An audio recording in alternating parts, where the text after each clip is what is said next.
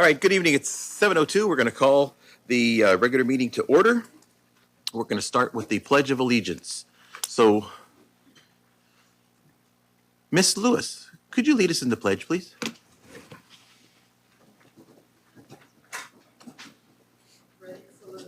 I pledge allegiance to the flag of the United States of America and to the republic for which it stands, one nation, under God, indivisible, with liberty and justice for all. Thank you very much. Approval of the agenda. First thing I have is that we are going to pull item 10I, and that will come back to us at a future time. So 10I is pulled. Dr. Ritchie, is there any changes to the agenda? No other changes. No other changes. All right. With that, need a motion to, approve the agenda as amended. I move we approve the agenda. I'll second it. We got a motion by Member Gattuso, seconded by Member Valadeo to approve the agenda as amended. All those in favor? Aye. Opposed? And it's carried unanimously. On to item 5. Something special to my own heart. Music. All right. Good evening, Board. I'd like to introduce the director of the Pacheco High School Choir, Miss Sarah Klein.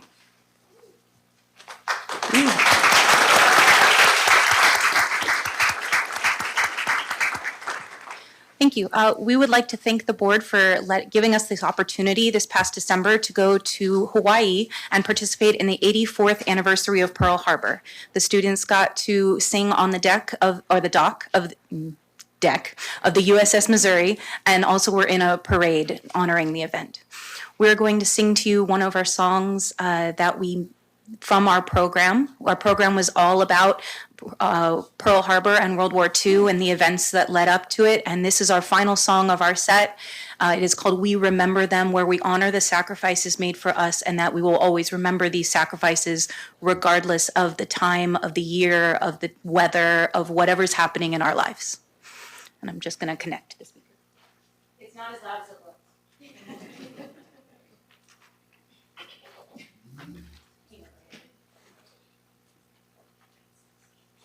Remember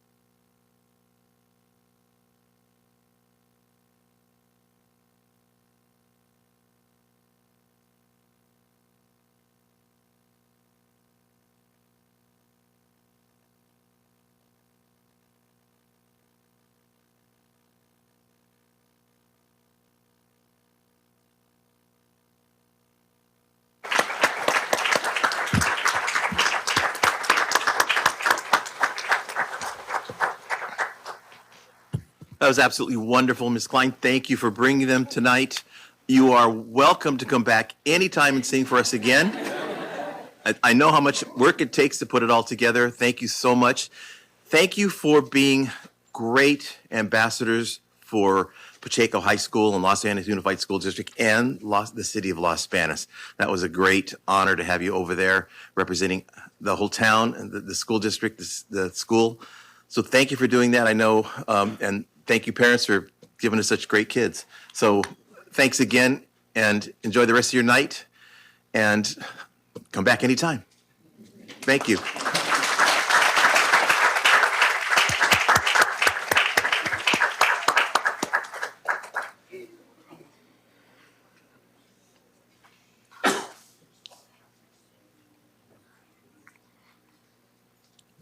All right, with that, moving on. So if there's anybody that would like to add something to the school board agenda, you may do so by submitting a written request to the superintendent at least 2 weeks prior to a regularly scheduled school board meeting. If that request for agenda item is within our purview, then it'll be looked at to be added to a future agenda.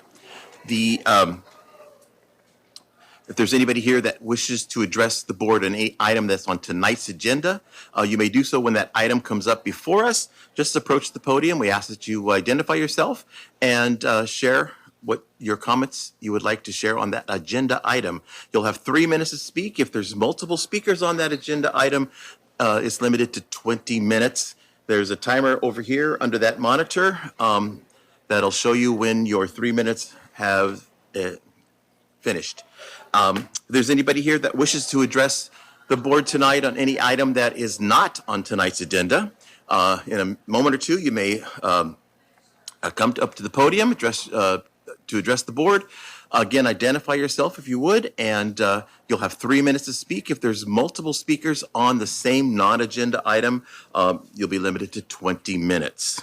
So with that, is there anybody here tonight that wishes to address the board on any item that is not on tonight's agenda? Now's your time.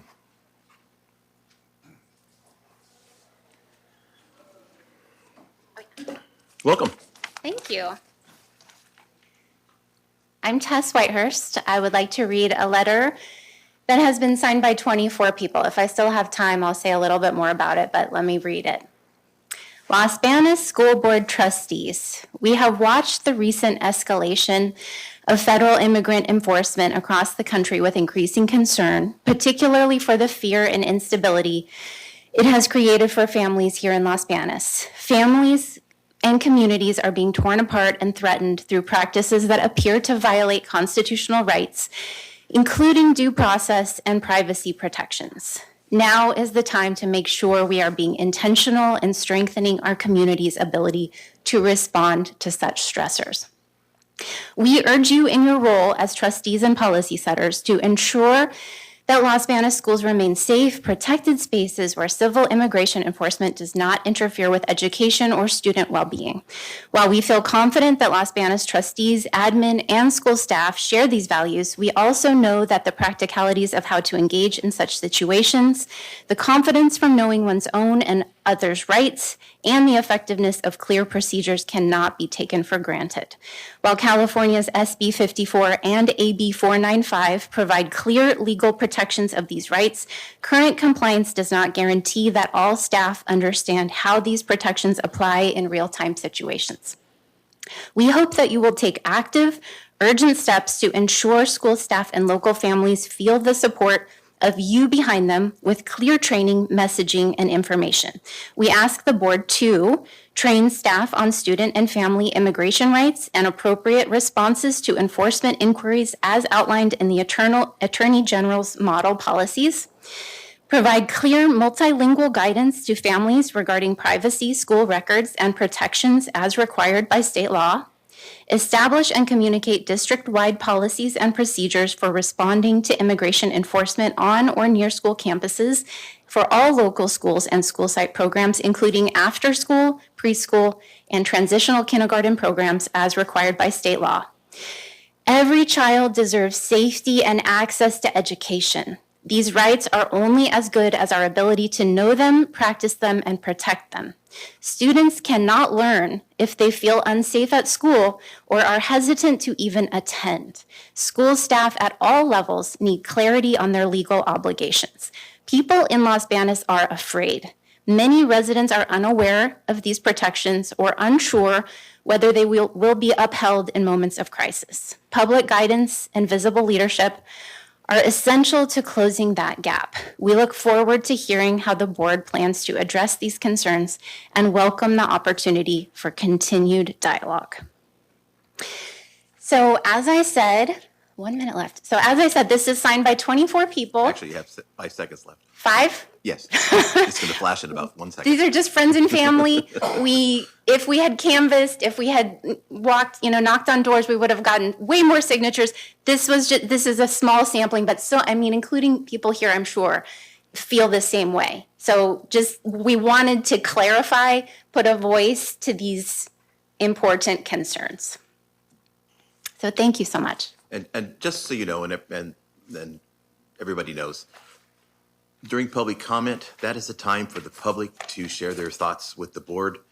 So we're not allowed to respond. So as much as all of us are sitting up here, we'd like to say something, we really can't. Well, thank you for letting me know. I assumed something like that. So but that's why we're sitting here listening, and thank you for sharing that with us. Appreciate it. Thank you.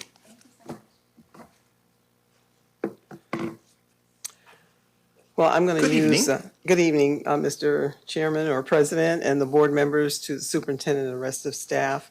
Anthony, that brought back memories tonight hearing that choir. And Oh, I I tell know we share something in common in regards to that. And for the rest of you, Anthony and I were in the San Jose State Concert Choir. I preceded him by 4 years, so this was really good tonight. It was an It enjoyable brought back memories for performance. sure, yes. Well, Go ahead. I'm here on a different note, and my name is Deborah Lewis, and I'm a member of the Board of Directors for the San Joaquin Air Pollution Control District. And I was elected by all the cities in Merced County to represent the cities in Merced County. And I'm here to share just a few engagements that Los Banos School District has engaged with the Air District. And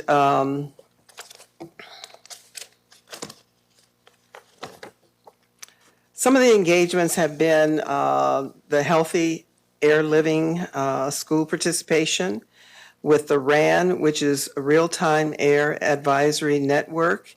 And we have two schools here in Los Banos, Miano and Mercy Springs Elementary, that have received ULR displays showing real time of what the air quality is, so that it gives the administration, the principal and his administration or her administration, the opportunity to know what is a good day to keep the children inside when the air quality is not good. That might be something that the board may want to engage in with some of your other schools through the Air District. Also, we have had some of the funding that has been given to the district is roughly about $5.4 million through the Air Board in partnership with the school district for the purchase of solar power EV charging stations installed. Eight were installed at level 2 and 2 chargers at level 3. And an expansion project in addition was 7 level 3 single port chargers for your existing solar structure. Also was received 13 monies for 13 electric carts for neighborhood vehicles, and for your school buses, 2 projects in 2017 for new emission diesel buses, and more recently 7 zero-emission buses were in partnership with the district. But tonight, one of the things that I'd really like to share with you is, and you have calendars sitting in front of you on the dais, is the annual Kids Calendar Contest. And I have the current applications coming up for the year 2027, which comes in English and Spanish with all the details about how to apply for this, and I'll leave it with your superintendent. But the wonderful thing about this calendar is these are drawings from kids at various schools within the jurisdiction of the Air Board, which is all the way from Bakersfield to the south to Stockton to the north. And there are 12 calendar months and a 13th, which will be the January of 27, that's included in here. But the wonderful thing with this is that the front page of this calendar, the student who won this is awarded $500. And all the other calendar months inside, those children who won are awarded $100 each. We have one high school student that won, and we have one student from Gustine, broke my heart, that is in this calendar. And since I've been on the board, I haven't seen any Los Banos children in the calendar. So I'm here this evening to encourage the school district to please participate, encourage your principals, to encourage your teachers, to encourage the children to do their drawings and submit it to the Air District in Fresno so that we can see our children here in Los Banos in this calendar promoting quality air, which is, for the Air District, our goal is around health. So I'm honored to be on the board, and I'm honored and glad that we had partnership with the school district in the endeavor of providing necessary things to help air quality here in the Los Banos area. And so thank you again for your time, and I'm hoping that I will see some of our Los Banos students in the calendar next year. Thank you. Thank you for sharing that information. And we do have some pretty talented. Yes, every year it artists comes around. out. Yes, Absolutely. that'd be great. Thank you. Is there anybody else that wishes to address the board on any item that is not on tonight's agenda? All right, seeing no one come forward, we're going to go ahead and head off with reports. And so Ileana is here. Hi, Ileana. Okay, I'm going to start off with Los Banos High School. ASB hosted a hot dog fundraiser to raise funds for upcoming student activities and events. The fundraiser was well received by students and staff. Funds raised will support future school-wide events and student engagement. We organized a Kindness Spirit Week to promote positivity and school unity. Each day features a different theme encouraging students to show kindness and appreciation to peers and staff. In celebration of Valentine's Day, ASB organized a school-wide initiative to promote kindness, school spirit, and community connection. ASB members created handmade Valentine hearts and distributed them to both students and staff. ASB representatives met with both middle schools to speak with students about student leadership opportunities and the role of ASB. ASB is currently preparing for the upcoming Creekside Valley. Planning includes organizing student performances, games, and spirit activities to promote school pride. We anticipate strong participation in a high-energy event that brings the student body together. Sports news. Winter sports are wrapping up over the next few weeks. Boys wrestling won the CCC League Championship. Both our boys and girls wrestling programs will be well represented this weekend, with multiple wrestlers competing in the regional and divisional rounds as they continue their postseason run. As winter sports conclude, spring sports are now underway, with games and matches beginning this week.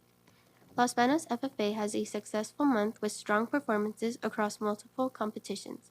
As the section speech contest in Hilmar on January 21st, members competed in prepared, job interview, impromptu, Creed, and El Credo events. Top results include Creed, 1st, Max, 3rd, Sienna, 4th, Emily, 5th, Rachel, Spanish Creed, 2nd, Lexi, 2nd, Ethan, 3rd, Zoe, job interview, 6th, Addison, 7th, Nathan, Max, Sienna, and Ethan, and Zoe will advance to regionals at MJC on March 6th. At the Rotary Speech Contest, Carly placed 2nd and Jaylene 3rd. Andrew Goins won the Lion Speech competition and will advance to the regional level. At Modesto Dairy Days, Catherine placed 3rd high individual and Ethan 4th. The BIG team placed 2nd at the Fireball Field Day, with Rachel 3rd high individual and Max 4th. Los Banos FFA has hosted California's first chapter-led event. Max earned first place with 3 members finishing in the top 10. Now on to Pacheco's. Our Pacheco High School choirs participated in the Merced County Honor Choir on January 23rd, 2026. The Honor Choir was part of a 2-day arts event organized by MCOE, with the first day showcasing choirs from across the country. Under the direction of Alex, choir director for Merced College, our students were joined by choirs from LBHS, Atwater High School, and the Merced Holiday Children's Chorus to perform 5 pieces of music at the historic Merced Theater. Our advanced choir is performing at the February 12th meeting to showcase the work they did in Hawaii. Pacheco Wrestling will hold the divisional championships at the Bretley Gym on February 14th. Schools from Sacramento in the north and down the valley will be coming to Los Banos for this tournament. Come to Pacheco High School to see wrestling from our area. Our boys soccer will also be having their first round of playoffs at 6 p.m. Our counselors present to all grade levels 9th through 12th level students in January to review information related to graduate requirements, including AP classes and A through G requirements, and also class selection for next year. The counselors then visited all 9 through 11 students in late January to present the californiacolleges.edu program and guidance students through their websites. The counselors hosted a lunchtime activity to encourage students to spread kindness school-wide. They also spent the day visiting the EL students' classes to review graduation, A through G, and AP class opportunities for next school year.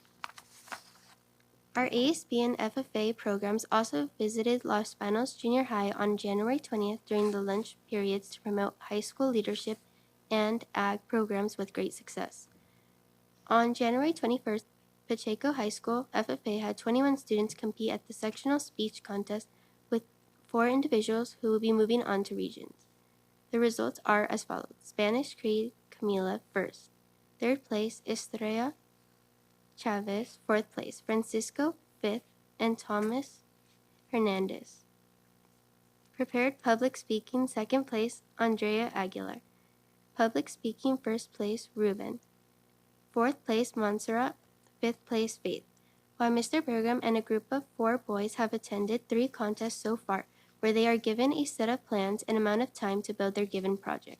They have done well so far and placed 4th in the last contest. The spring is here with a whole new lineup of contests. Wish them luck. Thank you, guys. All right. Great job. Thank you. Lots going on in our schools. Thank you so much. All right. Next item is California School Employees Association. Do we have a report tonight?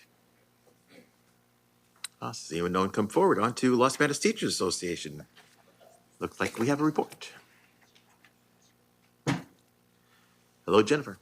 Hello, good evening, everyone. I would like to start by thanking those of you who were able to make the school board dinner last 2 weeks ago. January was the longest month of the year. It was great to see we had 6 out of 7 of our board members. We know it's not always a time that everybody can attend, but we were kind of proud. We had the most board members there. It was amazing. And we really hope that you take the message that we gave about Prop 55 and the extension of that. I hope you took that to heart and are able to start educating our communities around it. For those of you that don't know what that is the extension of Prop 30 that's currently in place. It is set to sunset in 2030. If that proposition were to sunset in 2030, our district would lose 15% of our budget across the top. That's over $16 million, and that does not come back. Prop 55 extension aims to continue that on, and it would continue indefinitely. It does not have a sunshine date. This is not a new tax, and that's something that's very important for individuals to understand. This is a continuation of a current tax that's in place for couples that make over $700,000 or individuals that are making a large sum of money. And I believe it's $400,000, but I've been saying the couple thing for so often I can't remember. So this is not something that is going to be new. It's not going to be an extra on any of our citizens. This is something we're already doing. 15% of our budget, we did the calculations, and that's like 80 of our teachers. That's an entire secondary site. If you lose that many teachers, can you imagine what class sizes will go up to? So we really hope that our community and our board really get behind this and support it. Right now, we're collecting signatures of our members at sites. We thank those of you who signed on when you were at the dinner. And I did not bring them tonight, but I have signature petitions that I can distribute if there are others that would like to help sign on. We are trying to get it qualified for the ballot in November, and we are looking at a March 1st deadline right now. So if you are able to, please contact me. I will be more than happy to enlighten you on all the goodies that go along with it. As indicated in the email that I sent you last night, we have our sunshine letter for Los Banos Teachers Association. And it reads, Dear Dr. Ritchie and illustrious school board members, the collective bargaining agreement between the Los Banos Unified School District and the Los Banos Teachers Association expires June 30th, 2026. Pursuant to Section 3547 of the Educational Employment Relations Act, the LBTA is herein forwarding you its initial proposal for collective bargaining for the 26-27 contract year. LBTA strives to work with LBUSD to provide stability for our students and community, fully staff our schools, and improve educator compensation to keep up with costs of living increases. In alignment with the mission and vision of LBUSD, and in an effort to ensure Los Banos students have access to the best teaching, content, and educational experiences possible, the LBTA intends to bring proposals related to 1, Article 6 salary, including but not limited to the impact of California Senate Bill 88, 2, Article 8, Health, Welfare, and Retirement Longevity Benefits. 3, Article 27, Dual Language Immersion Programs, which would be a new article. And Article 28, artificial intelligence, which would also be a new thing. We look forward to continuing a good faith negotiating process with the district. Sincerely, me. And we really appreciated the process that we went through this year in our negotiations, and we hope that we can continue to have a very amicable, discussion-based negotiating process in the future. And I have a written copy for each of you. Thank you. Thank you, Jennifer. Next up is our facilities report. Ms. Monday.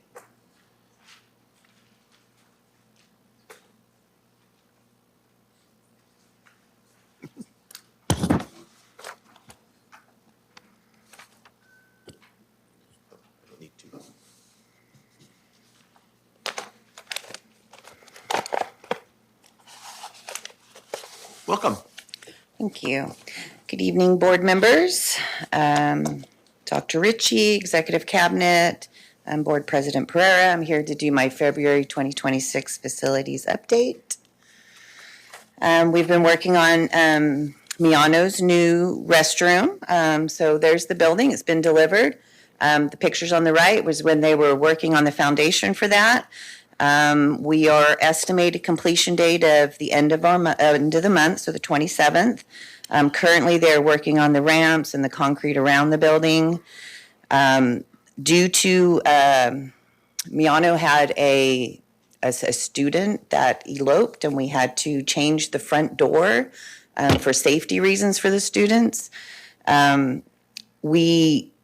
We're having to go back and do some changes to that because that front door was in our plan, our ADA plan of path of travel up to the door. And so since that got changed, since the plans were approved, we're having to make some adjustments to that. So we're going to go back at spring break so we don't, obviously parents, staff have to go through that front door, students. So we're not able to close that off until we're out of school for that spring break. So we'll go back and do that work.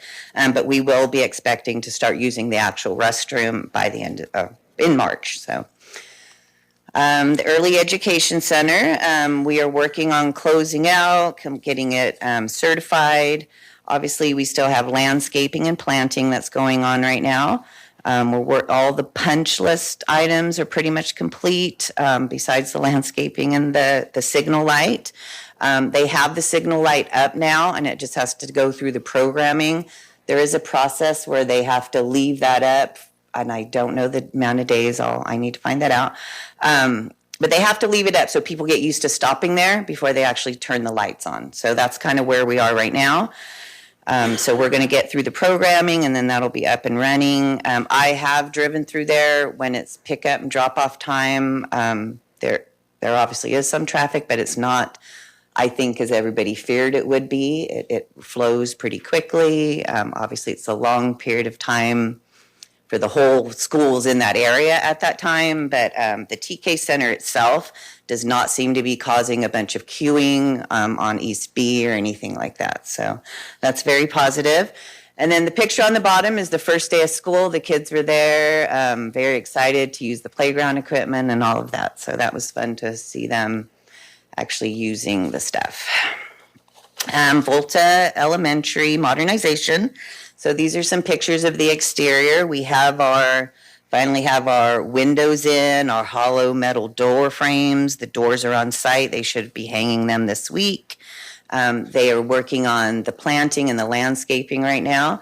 And then on the right, we have our, in kind of the entrance as you walk up to the office now, we have this nice concrete stamped thing, kind of gives it a little, like, kind of wow when you kind of walk up to the office. And then also it's near our flagpole and the time capsule that we're doing. So it's going to look really great. These are some interior pictures of Volta. So you can see the restroom is the middle picture. They're ready to come in, put the tile and do the finishes there. So this is also estimated for completion on the 27th. The painting is being finished this week, so we just need to work on the rest of the finishes, like the floors, the tack board. The cabinets were also being installed this week. The MAPES panels, which are the top there where there still has that little bit of plastic, we're waiting for those. It's been a very long lead time with that, so they should be coming in. And then we basically just have our landscaping. Parking lot is completely done except for the striping, and we will do that spring break on a Saturday, so to not disrupt the traffic there. The high school modernization project is underway. We are completely done with, maybe not completely done, we have done the majority of the demo and abatement for Wing H. So as you can see, it's been gutted down to the studs there. They've also been doing some exterior demolition, so that's where all those lockers were there. Those have all came out. Some of the fun finds since we've demoed is there was no insulation in the walls or the ceiling, and that does not meet Title 24 regulations, so we're going to be working on a fix for that. So here's some exterior work they've been doing, and this is for the new administration building that's out kind of in the front in that visitor drop-off area. So they've been demoing. It's pretty much done with the site demolition. They're going to start working on grading and start working on the underground utilities for that new building that's coming there. Get that done, get the foundation done, and then we expect the building to be delivered in March. And then some of the other projects we're working on still are the Los Banos Junior High fire alarm. I'd brought a change order a while back for some network cards, and so that was a long lead time item. We waited for those. They're going to be here next week, so they'll be able to start completing this project. They're going to start testing the week of 2/24. They're going to do the cutover and final testing 3/3 through 3/9, and then they're going to have to go through and demo all of the old systems. So everything will be gone, so that takes a while. So that's from 3/10 to 4/6, and then we'll be completely done, do a punch list and close that project out, and then they'll have a nice working safe fire alarm system. Lofton Phase 3, we have submitted that to Division of State Architect on 8/28/25. This project is having a hard time getting through DSA. We had done a previous project at the press box in the restrooms that are right below that press box. That is not a closed out project, and it had a change order in it that DSA did not approve. So I'm having to my architect reverse engineer that work they did to see if DSA will approve that. Otherwise, we're going to have to not tear that whole thing down, but tear down it's the cutout from the back side. So we would have to remove that and redo it. But we're hoping with the reverse engineering that they will approve those plans. But that's why it's taking a little longer than normal, because this is it's a problem. So Pacheco High School baseball field, we submitted that to DSA on 1/28. I should say 26, not 25. And that's an access only project. And so we should have it'd be about a 3-month approval. The Family Resource Center, we submitted that to DSA on 12/30/25. That is a full review. That should take a 4 to 6 month approval. FOT PVEV, we should be obtaining permission to operate. It was going to be this week. PG&E actually messed up. I shouldn't say messed up. They reversed the meter numbers, so we have some PG&E paperwork to do before we can get that up and commissioned.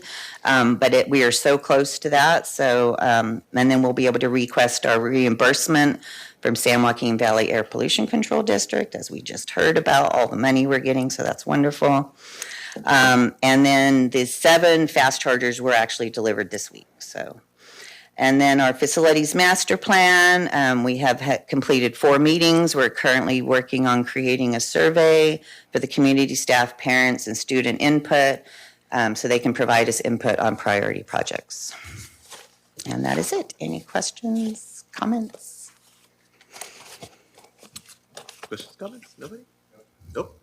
Mr. Lieb. Thank you for this. That's a lot. You're welcome. The Lofton Stadium, I'm just trying to get an understanding. The press box and restrooms area under the press box, those have been the existing restrooms forever. They've been in there for a long, long time. So there was no recent work being done on those restrooms, were there? So, no, not on those restrooms, but when they did the press box, they must have had to make ADA modifications to those restrooms. Now we don't use them, right? So I'm not having to do anything with that. I've told them we're abandoning those restrooms, they're storage. So they're not concerned with fixing that. We're concerned with fixing the press box, which we are not getting rid of, and we're trying to do improvements to that. So there was a modification made. To the restrooms? No, to the press box. And that was not DSA approved. And so, or we don't have record that it was DSA approved. We've asked DSA numerous times to go through their records. They cannot find any documentation. So now we either have to, again, either reverse engineer that to prove that's structurally sound, or we have to demo that and rebuild it as per the new plans. So do we, as a district, have documentation that there was work done on that press box? I have a trip note from pictures from a DSA inspector saying that there was a change order done through the project, but there was no DSA approval. And so if DSA doesn't approve those change orders, you shouldn't be able to do them, right? It's a change to their plans. So you have to get their approval to make those changes. Because there was work done on the press box with the electrical work, the flooring, that work.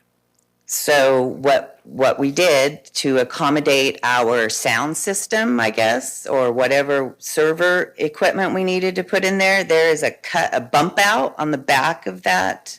So if you go into the press box, there's a door you open and our equipment sits in there, Right. and it kind of hangs out the back of the press box. Right.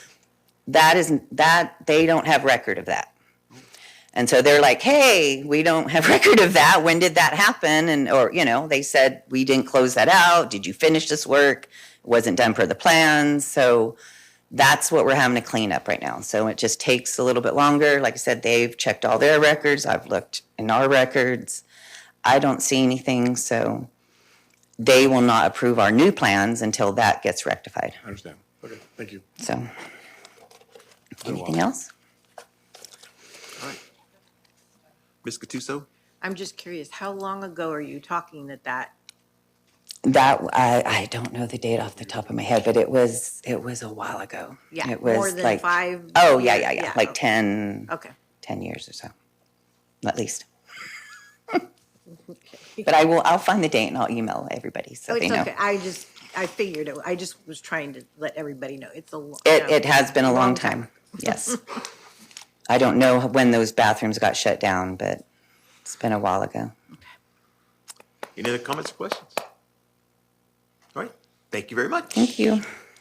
On to our next item, which is our community schools report.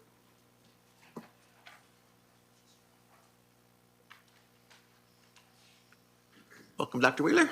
Good evening. I keep trying to say good morning. It's not morning. It has been that way. Who said that January was the longest month of the year so far? Yeah. And yet we're halfway through February, so that's really crazy too. So I don't know how to. It's okay. So I actually don't have much to share because we just trying to recover from moving, but I can share. We had our soft grand opening for our Family Resource Center on 6th and I Street. So that has been our big excitement. And so this is a short little zip through of the new location. And we have already had walk-ins, so that's wonderful. And we haven't even really advertised it, as we're getting settled in. So let's see if that will.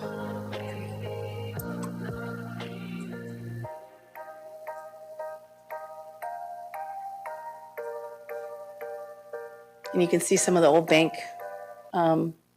paneling and whatnot. And so we have lots of room for all of the, our supplies now, a lot more than we used to. And like I said, we've already had families drop in, and that's been wonderful. And we are making plans for how we're going to get the word out that we are open. and ready, although all the liaisons have made, hasty, they come all the time. So it's really a great hub for us. And I did want to share kind of a spring preview as we get geared up, and look into all of the wonderful things that happen around the city. We have chosen not to do a spring resource fair. We were going to have one in March. The reason why is because of all those great things that are happening already that we thought it would make more sense to dovetail our energies into those activities than create a new one. One of those you'll see at the bottom, we have the Los Banos Fire Department Autism Awareness event that's happening on the same day, we think around the same day as the Downtown Spring Fair, with the street fair. We don't have the exact date on the street fair yet. I know the Chamber of Commerce will be announcing that soon, but we are planning on tabling at both the autism awareness event and at the street fair that will be downtown. So we will be participating in those local events. We're also participating throughout the district and at different school sites at events. So for example, we are hosting, one starts tonight, as a matter of fact. Our family book club is on Thursday nights for about 5 or 6 times throughout the rest of the school year at Grasslands. Grasslands is hosting that, although that is a district-wide event that families can go to, and it is a literacy-focused event where they give them books in either English or Spanish, whichever they read, and they are taught some literacy skills while also having dinner together as a family. So the kids are there and the family's there. The Raising Kids Growing Together is a parenting class that we are going to start offering next Wednesday at Pacheco High School is so graciously offered to host. And that is a parenting class where they will get to have dinner together as a family, and then the students will be taken into another room where they get to do an enrichment activity while the parents get some time to learn about social emotional regulation and ways that they can, work on their parenting in whatever way that they, want to talk about how they work with conflict with kids and different skills that they can work together on. We are also having a shoe drive and a coat drive. The shoe drive has already been sent out and announced, and that will be happening, I believe, on the 21st of February. And the coat drive will be announced soon. Both of those come out of our Parent Teacher Leadership Institute program that we have been sponsoring, and that is in partnership with Merced County Office of Ed that we offer that. And it is a program that they encourage and help parents develop programs, that civic-minded programs and community-minded programs. And so the ones that we're directly working with right now are the shoe and the coat drive that are going to be, I believe the coat drive will either be through our Family Resource Center or Miano. And the shoe drive, we are actually going to use the parking lot once we get approval of the old TK Center to be able to utilize the outside, not go inside. We're just so anxious to be there.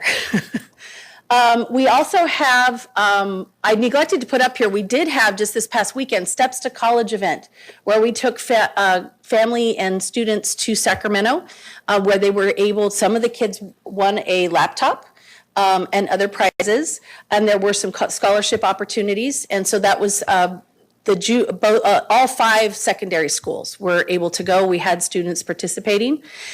Along the same lines, we have the Young Women's Conference in Merced on Saturday, March 21st, that will be sponsored in the same way. It will be, we'll be taking them to the event and bringing them back.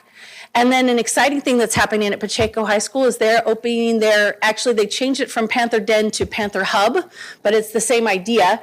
This will happen on March 24th, and it's going to be a permanent clothing closet and pantry that will be available for community members, obviously focused on Pacheco High School, but sometimes there's a crossover. And they're going to be doing parenting classes through there and really get going on working with the secondary students, families, and the students themselves. So that's, we have a lot coming, so I'll have a lot to tell you about when I come back from March. But are there any questions? That's a lot. Thank you. You're welcome. Appreciate it. Thank you for being here. All right. Next up is our attendance report. Mr. Moraz. Good evening, President Pereira, Board Trustees. You actually have a copy of the attendance report. Do you have any questions?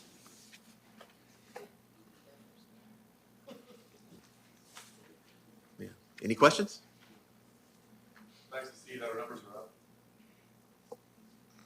Cool. Thank you. All right. Thank you very much. Dr. Ritchie, our superintendent's report. Good evening, board. Good evening, members of the public. We've had a lot of stuff going on. Like I echo what Jen said earlier. In January, I commented during one of our meetings that felt like January 383rd at the end of the month. That month was so long, and I know I have two children still in high school. And when I told my daughter that story, she corrected me and said, "No, Dad, it was 3,833." And so I think everyone's kind of felt it was long. But we've had lots of really exciting things happening around the district. We had, I'm pleased to announce that we have the Counselor of the Year from one of our counselors at Creekside Middle School. Stacy Ortega was recently honored as the Merced County Counselor of the Year for middle grades. We also have three administrators who were recently recognized by AXA, the Merced Charter, as Administrators of the Year. Ms. Dilda Brazil as the middle grades Principal of the Year, Mr. Troy Fifield as the middle grades Co-Administrator of the Year, and Mr. Kevin Coleman as the elementary Co-Administrator of the Year. And Ms. Brazil has actually also been named the Region 9 Administrator of the Year, and she will be going up for as a nomination for the State Administrator of the Year for Principal of the Year for middle grades. We also have some exciting news for some students. We have 6 students in our district were attended an event for historically black colleges and universities, and we had 6 of our students were awarded multiple full ride scholarships to attend the historically black colleges and universities. Several of the students had 3 or more full ride scholarships offered them, so we want to congratulate them. We'll be sending more information about that. Also, as you heard about all the great things going on with community schools, I'd be remiss if I didn't acknowledge that we frequently hear from people from the community when things aren't going well. That's a common trait, but also it's important to recognize when things are going well, when people recognize that. And so one of the common things we've had over the past year has been about just the impact that community schools program is having in our schools and how families appreciate it. They're looking out for it. They appreciate the events. They appreciate the opportunities that their students have. And so I'd be remiss if I didn't share that. I also just need to acknowledge that this past couple weeks has been a little bit rough in terms of school attendance and whatnot with the student walkouts. And I just want to say publicly something we've already passed along through messages to homes, but that we recognize our students' right for expression. It's a First Amendment right. It's been upheld by multiple courts, including Supreme Court. The students have a right for freedom of expression. They can express their political feelings, and that's something that they do not have to hide or remove when they enter school doors. However, when students go off campus, it creates an unsafe situation for everyone. And so we acknowledge students' rights to express their feelings. We still feel the best place for them to be and the safest place for them to be is on campus. And that when students do leave campus, there are consequences in terms of unexcused absences and according to board policy and school rules that will be applied. And so while we acknowledge our students' right to have their freedom of expression, we also acknowledge that it's a much safer situation for all involved if they stay on campus and express that right there in a place where, in a controlled environment where they can be safe, and then we can exercise our authority as in local parentis. But we also acknowledge that this is just a tough situation right now. As we heard earlier in public comments, this is not a time when this is a time of unrest, and we have to acknowledge that.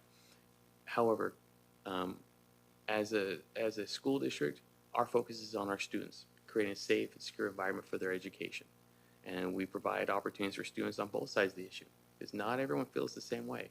And so we provide opportunities for students on both sides of the issue to be able to have a safe place where they can express their feelings in a mature and in a manner in which they can learn, but also we have our staff are trained to make sure that they maintain that position where our students can feel safe with them, where we don't create spaces where students feel uncomfortable going into the classrooms, going onto campus, where they feel that adults won't support their feelings or will judge them or will belittle them for feeling what they feel. Because one of the great things about public education is that public education is the great experimental ground of democracy, and democracy is messy, and that's how societies and our communities are built. Our society is built on this opportunity to be able to have a free exercise of thought, and be able to have a freedom of expression where we exchange ideas, and even if we disagree, we can disagree in such a manner that we can preserve the dignity of the individual. And that's what we're trying to teach, and that's what we're trying to enforce in our schools. And that's that in light of everything that's gone on, we want to make sure that stays first and forefront with all that has been happening, and that our schools are a safe place, our staff are professional, and they treat our students with the dignity that they deserve.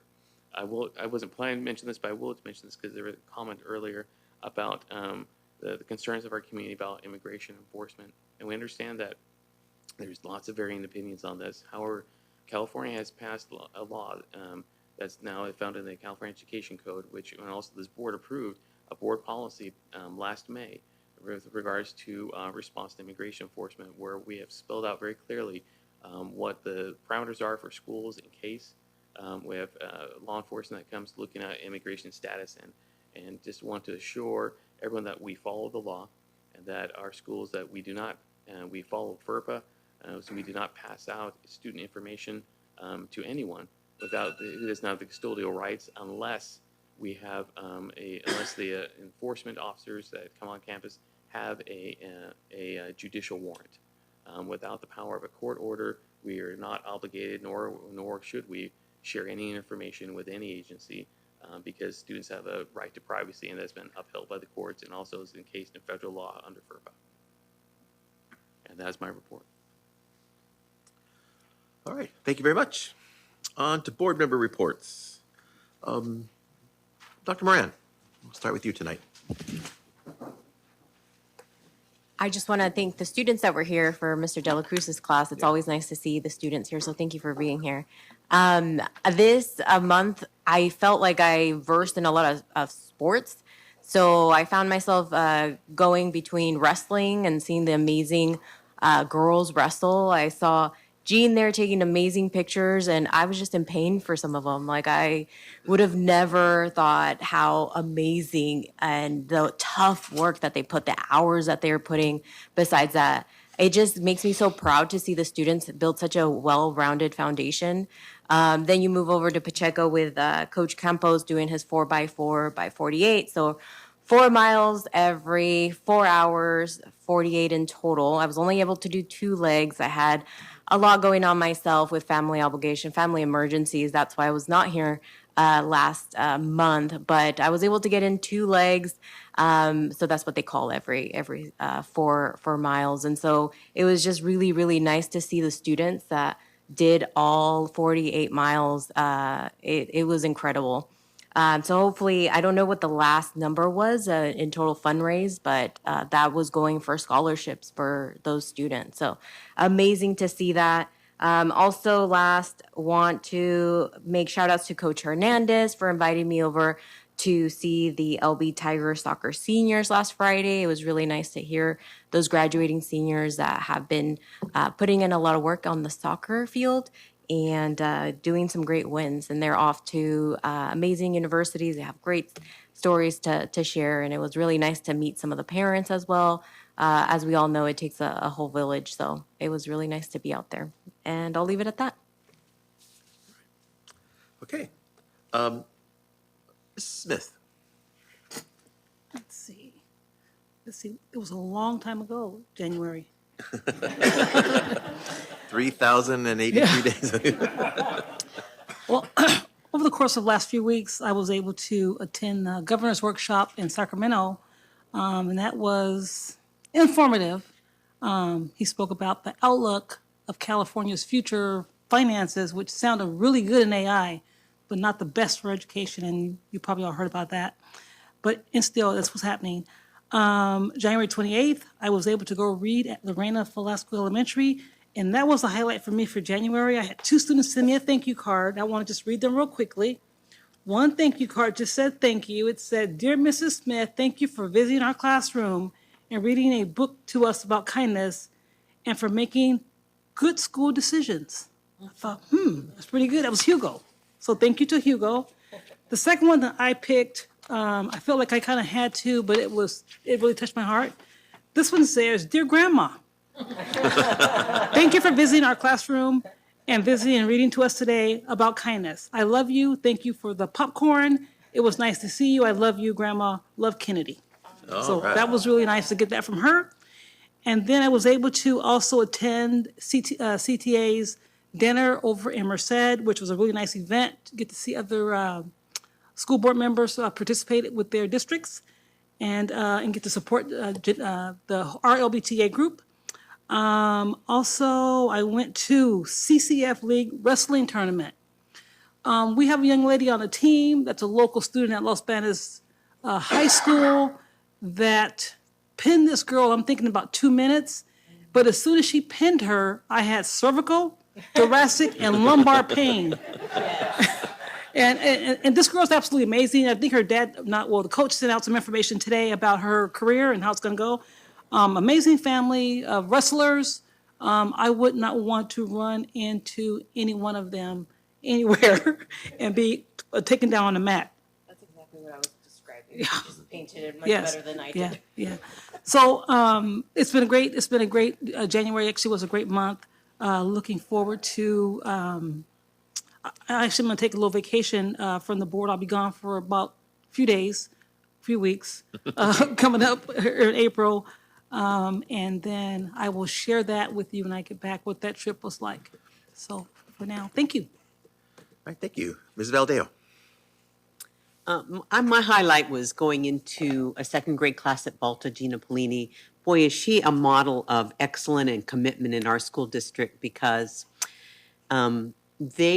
she was doing an activity where they were reviewing all the things they had learned that month, or I don't even know if it was trimester, and she had made little activities like they were camping. They had cabins, and the kids went from activity to activity to review all the things they're learning. And that's so powerful for kids to be able to not only learn what they're supposed to learn, but now I can do it and do it in a way that's fun and engaging. So I just wanted to thank Gina for being one of those committed teachers because I know how above and beyond she went to make those activities work. And I know Anthony also went in and spent a couple of hours in there helping the kids go from station to station. So I know there are other teachers out there that do great things.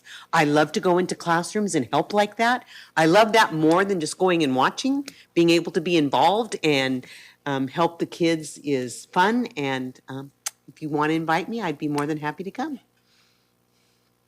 Thank you. That's all I have. All right. Ms. Gattuso. Can I borrow your stuff real quick? Sorry, Absolutely. but mine's at home. I want to thank Los Banos Junior High and Los Banos High School for the great gifts we got for school board month last month. I just have to share this. This is just amazing. It says, "Board trustees, noun, someone who solves problems you never knew existed in ways that will blow your mind. See also superhero." And so this is just an amazing cup. So thank you so much. And we got some goodies and things from the junior high, Los Banos Junior High. Thank you, Jen, for inviting us to the dinner. That was the dinner was really good. We also, most of us attended the city county dinner as well this last month. We had never been invited before, right? So that was very interesting and I'm glad we got to attend. I attended last Saturday the Color Garden Winter Percussion in Stockton, and our secondary schools were there. I'd never been to one of the competitions before, so that was amazing. I loved it, and I guess I'll be going a little bit more because my granddaughter's in it now. So, and I also wanted to congratulate Stacy Ortega for being counselor for Merced County. Stacy used to, when I was principal at Valley, Stacy actually worked for me. She was one of our long-term subs, and she's just amazing as a sub. So I know she's doing great things as a counselor as well. So I wanted to personally give her a shout out on that. And then, of course, one other thing, I've been doing this my third year, doing the meditations book, Marcus Aurelius, with Mr. Walsh. Mr. Walsh's 8th grade honors class. If you ever have a chance to go in and see that, it's pretty amazing. The book is not an easy read for kids. It's not an easy read for adults to understand either, or at least not me.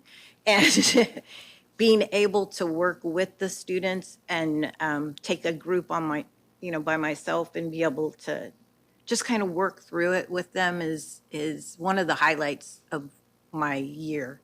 And so I go into class 4 times a year, and like Ms. Valadeo said, I love being able to work with the kids. So if you need us, want us, please ask us. I want to go in as well, just like most of us do. If we have the time, we'll be there. So, and thank you so much for always ones that come all the time. Thank you. I know most of you, that work have to be here late at night. So I appreciate seeing all your faces as well. Thank you. Mr. Deeb. Welcome. So thank you, Jen, for the dinner. It was very delicious. And I did also attend the city-county dinner. That was nice to hear and see some of these people from other parts of our county. I attended the ceremony on January 28th at Miano for the new friendship bench that was dedicated to the memory of Kelly Arambell. Kelly was a head custodian at the school. Thank you so much to school principal Zelda Diaz-Harper for putting that all together. The bench, she brought together the students, staff, Kelly's family. It was a very moving ceremony, and the bench will be there for a long, long time with her name on it. And as Principal Diaz-Harper pointed out, it'll be a location for students to sit on the bench if they're feeling blue and troubled. And if someone sees someone sitting on the bench, they can go up and sit next to them and ask them how they're doing. It's something that Kelly did a lot as a custodian with all the students. Congratulations to Grasslands teacher Jennifer Lamprita for her new children's book, A Perfect Pair. Comes out on the 14th. And there'll be a March 7th book signing at the Doss Palace Library from 10 to 1. She's also coordinating a book signing at our library as well. And I, too, attended the CCC Wrestling. Los Banos hosted it this year on February 6th. And congratulations to Los Banos wrestler Angelina Borelli. The Borelli family, for the most part, all the children wrestle. And Angelina is ranked 3rd in the nation. And she's headed to the Air Force Academy with her brother.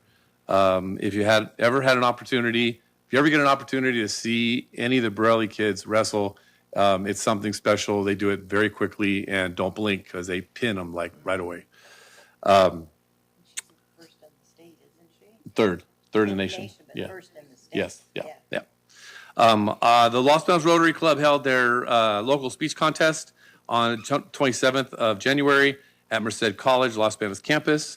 Thank you to Professor Griffin Cheek. Professor Cheek always works with the Rotary Club speech contest, and his class, he uses his speech class as the judges for the competition.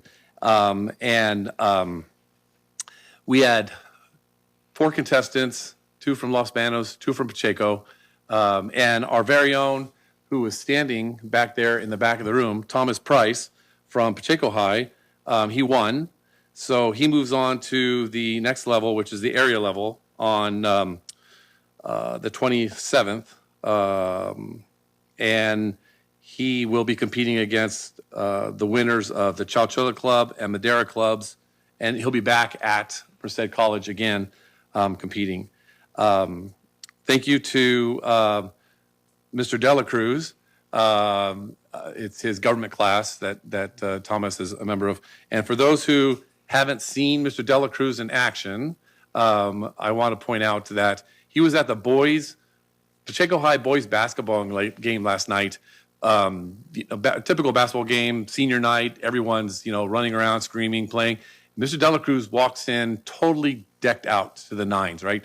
Shirt, tie, coat, everything. And if you ever see him in action in class, he's outside the classroom every day, greeting and shaking hands of every student as they walk in the classroom. So definitely is a testament to our teachers, and thank you very much for all you do. And that's my report. Thank you. Thank you. I'm not going to repeat what everybody said because I did the wrestling. I was at the wrestling thing, the dinners. Thanks again for the invitation. But I do have a comment about Gina Polini's class. These kids sat on the floor. One of their projects, they sat on the floor and going through a little container of rocks looking for verbs that are present, past tense, and future tense. And there was a teacher who wrote, and that was Gina, all those things, and they're all different. And this writing on rocks, the kid's got a great till up, but so much genius is but that was a lot of time, and all the other stuff that she spent for all the other activities that they had to do that day, and cutting out and laminating stuff. It's amazing. And I know we have so many teachers that do lots of that. So thank you for being wonderful teachers for our students. And I appreciate being invited to come in and visit. We all got invited. Some of us were able to do it. And as Dana said, we love going into classrooms. So invite us. We'd love to do that.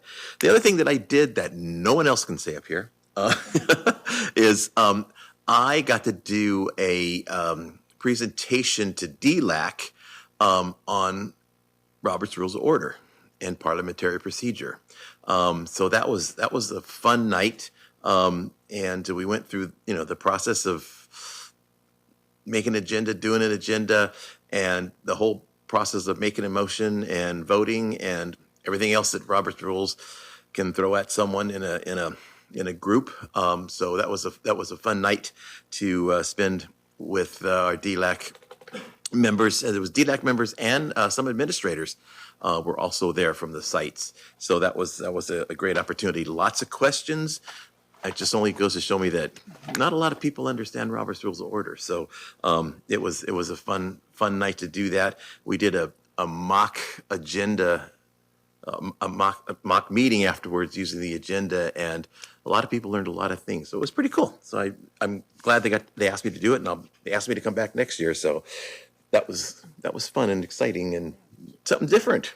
So with that, we're going to go on to new business, starting with item A, which is our 25-26 mid-year LCAP review. Dr. Sutton, welcome. Good evening. Get myself all arranged here.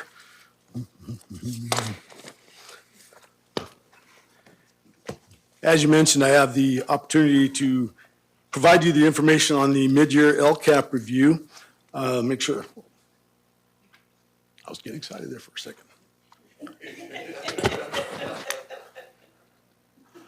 It's coming.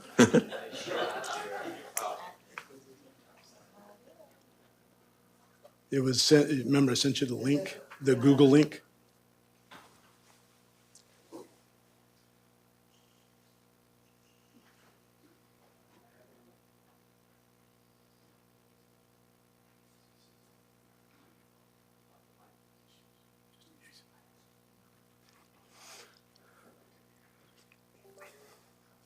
Anyway, while he's pulling that up, as you guys know, the district is required to establish goals and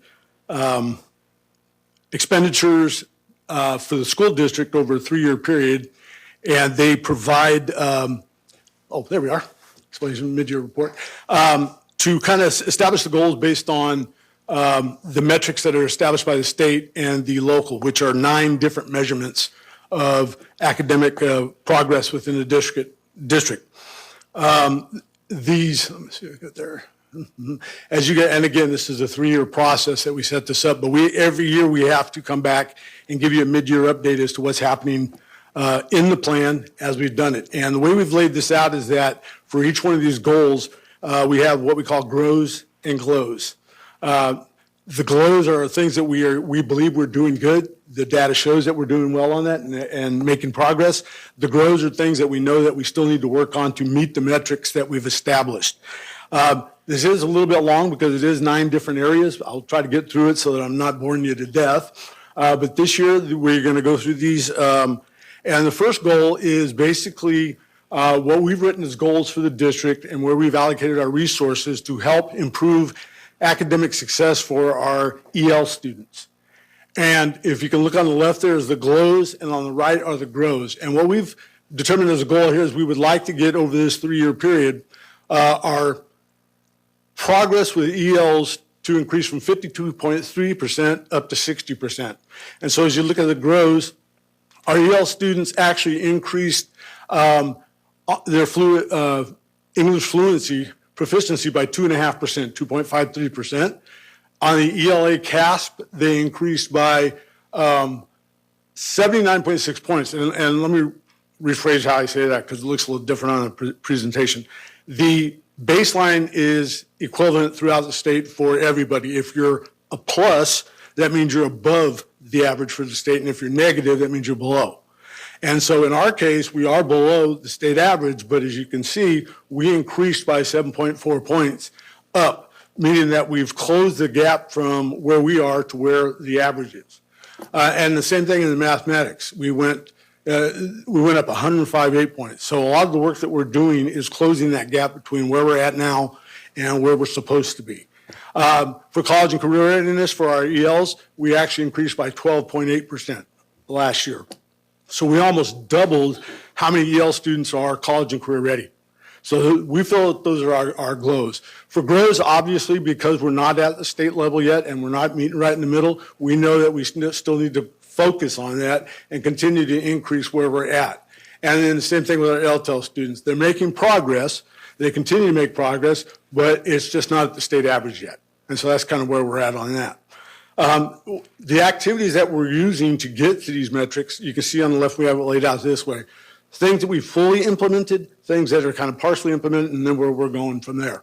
So on the left, you can see we've got curriculum for our English learners. We've got 2 college and career counselors at one at each high school. We've got summer MELT counselors every summer that kind of help navigate college for them. We've got site administration overseeing EL services. They're dedicated on their site to EL services. And then we got a multilingual director of services, migrant in, which is Mrs. Moreno. Partially implemented, these are things that were part of the plan as well. They just haven't gotten to full fruition yet. And things like the Dual Language Academy, additional curriculum, parent workshops for the parents to understand how to integrate what we're doing, and then professional development for our teachers. And part of the plan then is also to increase now the summer learning programs for 8th graders at UC Merced, program specialists in the EL area to work with Ms. Moreno, and then also a dual language immersion academy for 4th grade. So we've got 1, 2, 3, we're working on 4th grade, and that's the plan going forward. That hasn't been fully developed yet, but that's kind of where we want to go on that. The second goal is for us to provide enough support in the MTSS, or multi-tiered systems of support for students for SEL and other emotional issues and things of that nature, behavior, academics, et cetera, physical well-being and all that. And so if we look at our glows, we had a decline in the percent of students who feel chronic sadness and hopelessness on the last California Healthy Kids survey. 2, 3 years ago, I believe the percentage of our kids that felt sad or hopeless was around 50%. Yeah. We've got that down now to just about 29%, 30%, and it continues to fall, as you can see there, between 3 and 5% at every level.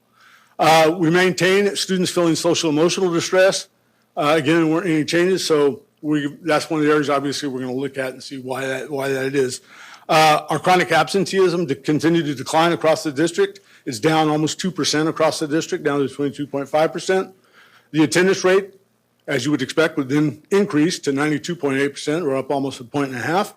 And then the staff and student and communities, when we took the surveys, who feel like the school is a safe environment for them, is up to 74% at the elementary level, and secondary is at 55%.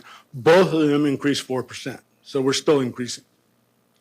On the growth side of that, because we know that we're still dealing with issues, the percentage of students that were suspended across the district is 5.3%. We just looked at the data again today, and if the trend holds, right now we're at 2.1% across the district. So if we continue to maintain what we're doing and get to the end of the year, we're going to be around the state average.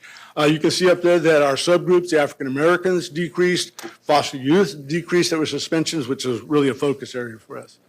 And then we had mixed results when it comes to students feeling connected, and this is, we've seen and known this for a long time.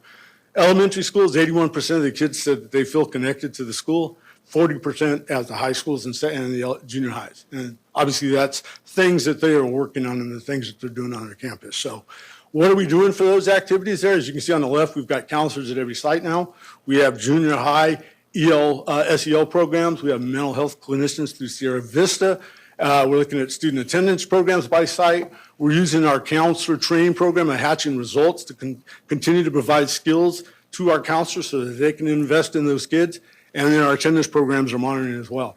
Partially implemented and things that we're going to continue to do, we've talked about before, PBIS, some of the SEL language and programs that we're using for the counselors, things ripple effects, and something called Bouncy, which is a little dog at the elementary that they can it's almost like a virtual socio-emotional pet animal for them to be able to look at. And then there's behavioral support specialists and our attendance program. So for us to plan Hatching Results, we're going to continue to do that so they continue to get continued professional development so they're learning the newest trends and being able to focus their MTS. They do what's called MTSS, which is adding different domains instead of just the MTSS that everybody else does. So they get a little bit of extra on that.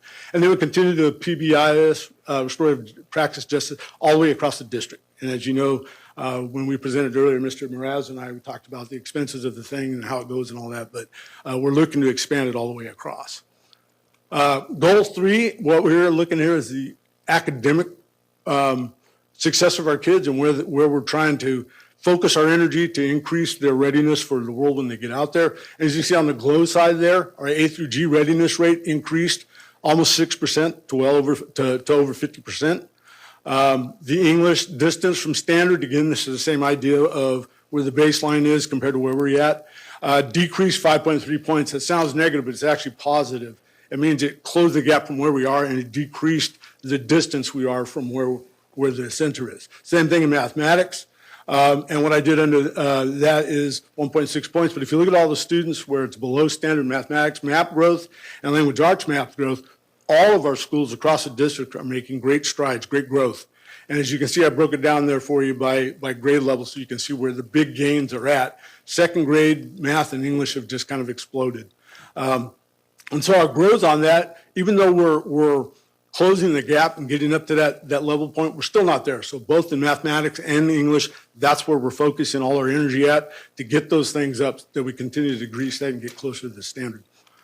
The actions for that, things like this, we've got additional curriculum, we're doing additional professional development, we're bringing in systems that help us. We've got learning coordinators and participation in California Education Partners, it's a coalition that helps us do some focusing on what it is we're providing for teachers. We've got math intervention programs happening across the district. We've got new music programs, which I know Mr. Pereira loved. We've got visual and performing arts that are coming up. We've got the junior high doing some really interesting platooning where they're moving kids around within the school day so they don't have to have additional time for that. And then we got a lot of things new going on. We've got mathematics at the junior high and the high school where we're curriculum and adoption for that. We're going to be going through that process this year. Cross-site collaboration in math, expand junior high remediation. So we've got a lot of things that are happening. Goal 4 is a safe, welcoming environment on the campus, specifically with facilities. We believe that our graduation rate is extremely well for our district. We're, again, at 96.7 that last year. We're 91.5 is the state average, so we're well above the state average. We had 310 students last year actually complete a CTE program as a completer, ready to walk out and access that job as they become adults. In 2025, it was 38.2%, so it went up 5%. And the dropout rate decreased by almost 4%, so we're continuing to work on that. Our growth in that area is we want to have more participation on the part of parents. In the LCAP survey we sent out last year, we had 155 of them respond, which is not very good. Obviously, with the amount of parents and families we have and 11,000 kids, we'd like at least 500 parents responding.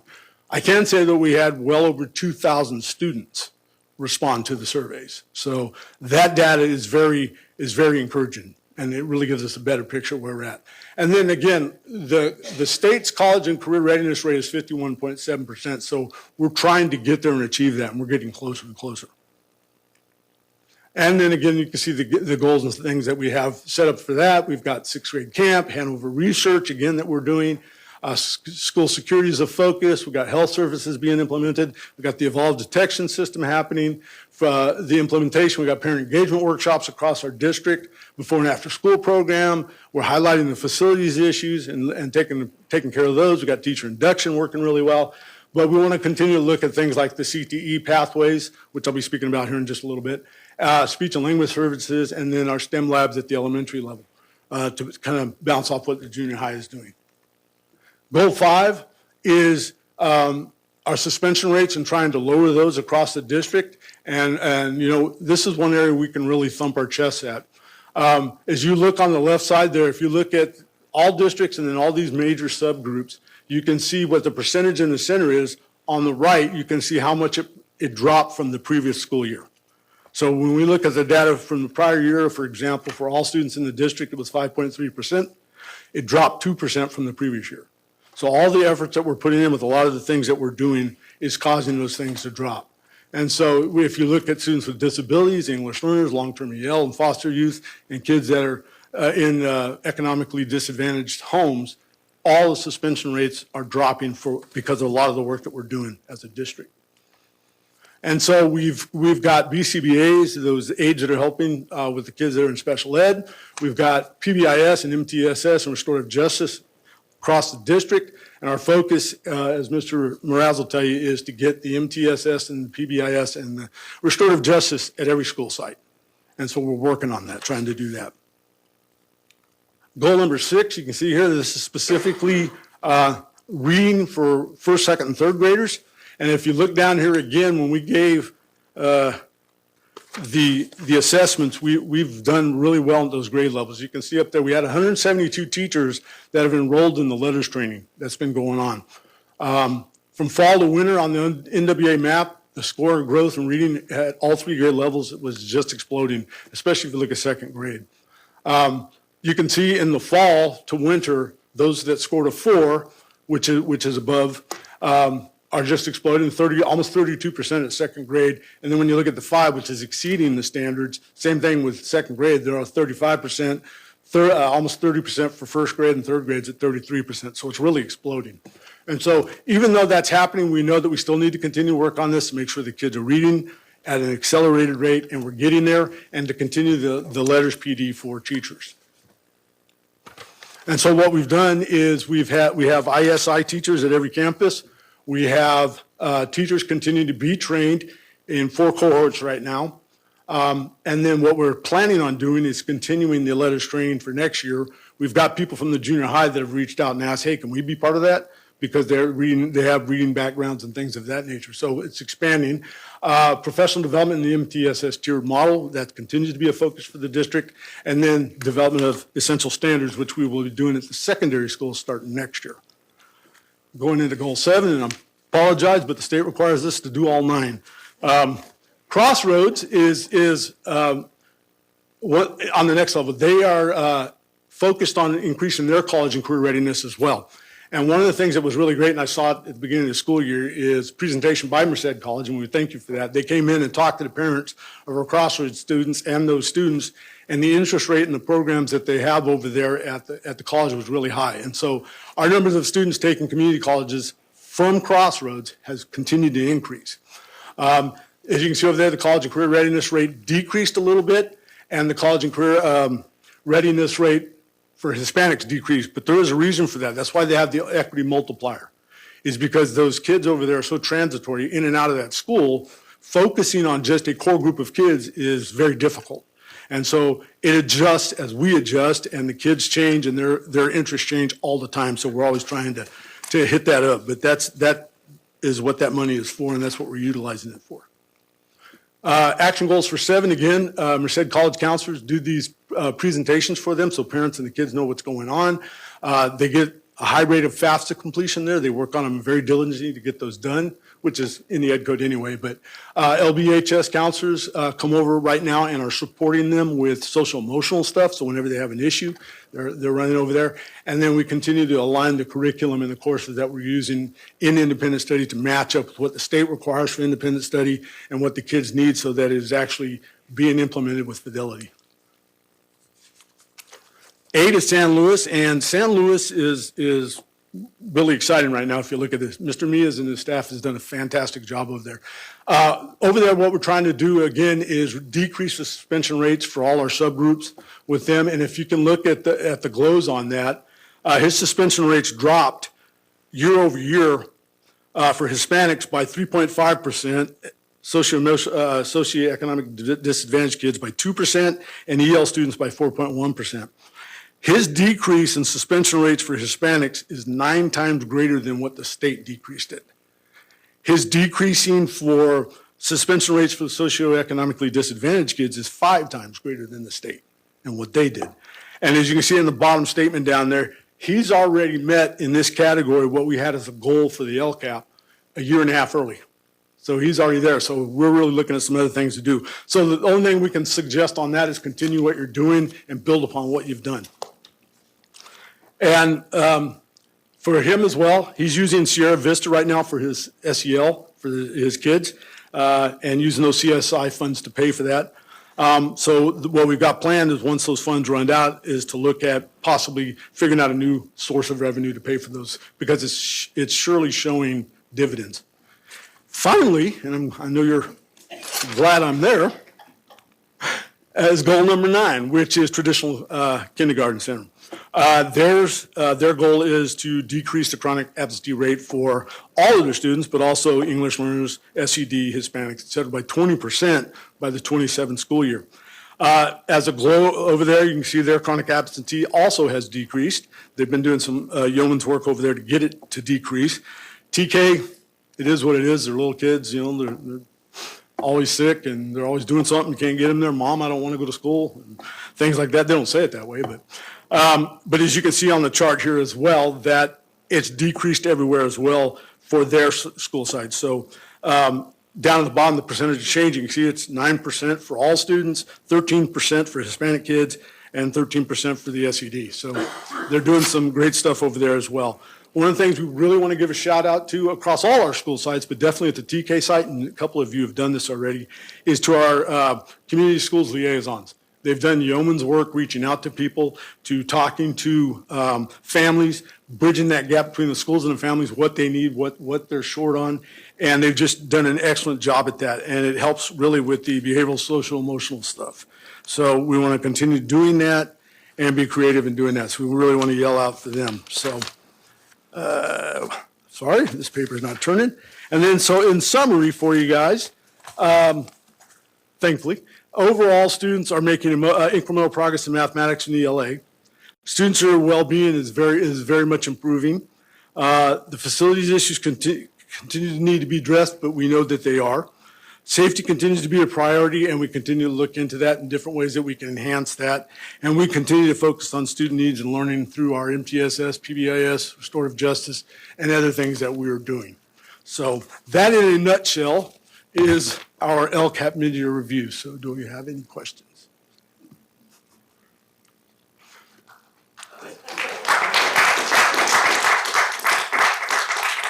not so much a question as much as, can we please have a copy of this? Because you did Absolutely. go through it quickly, and I want to be able to absorb it. Because I noticed on one of your suspension goals for the schools, you listed things that, that you were utilizing to be able to help with suspension, but SEL wasn't on it, I don't think, and I'm thinking that really does, when you have SEL, the counselors and everything, that also helps with suspension. Not that you had to have it, it's just I want to go Yeah, back and take a look. if you'll send me that specific question, I can find out for you, but I will Oh, send no, the I'm whole sure- presentation to you guys. Yeah, all it was when you were listing things that help the goal, I don't think SEL was listed on. It was on the second one for, I think for San Luis, but not the first one for. Yeah, and I explained that a little bit. The way that's written, the way that has to be reported is whatever is in the goal inside the LCAP is what the measure is pointing to. So if it's not in the LCAP that I'm going to use, for example, an SEL person for this, that's not reported on the GLOws and GROws and those kind of things because it's not something that directly relates to it. But it definitely does help. Oh, absolutely. Our counselors, our SEL folks, the Sierra Vista, our mental health counselors, all those things have shown so many dividends in what we're doing and what we're trying to do. And all that evidence, the surveys and all that show that. And then I just have one other question. Sure. The curriculum I know it's kind of off, but the curriculum at Crossroads is not A to G, correct? It is not A to G. Okay. It is, however, this year, I've worked a lot with Mr. Mias and his staff, and we have aligned it to what is required under the state ed code. And it has been revamped so that it's just as challenging as the kids at the comprehensive schools. We've gone through and redone the courses, changed them around, ensured that all the curriculum that is supposed to be done at the regular high school is being done at Crossroads as well. So it lines up. They just have a different method of delivering it. So what program are they using? Is it Apex? It is there? Apex.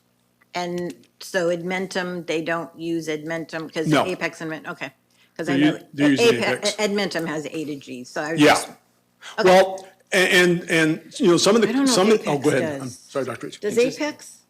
So, yeah, they use Apex. Edmonton and Apex actually merged. Yeah, I know. That's why. But- Yeah. So that's- as of right now, Crossroads traditionally has not been focused on A through G. It's more been about providing an alternative space for students to be able to work through programs independently.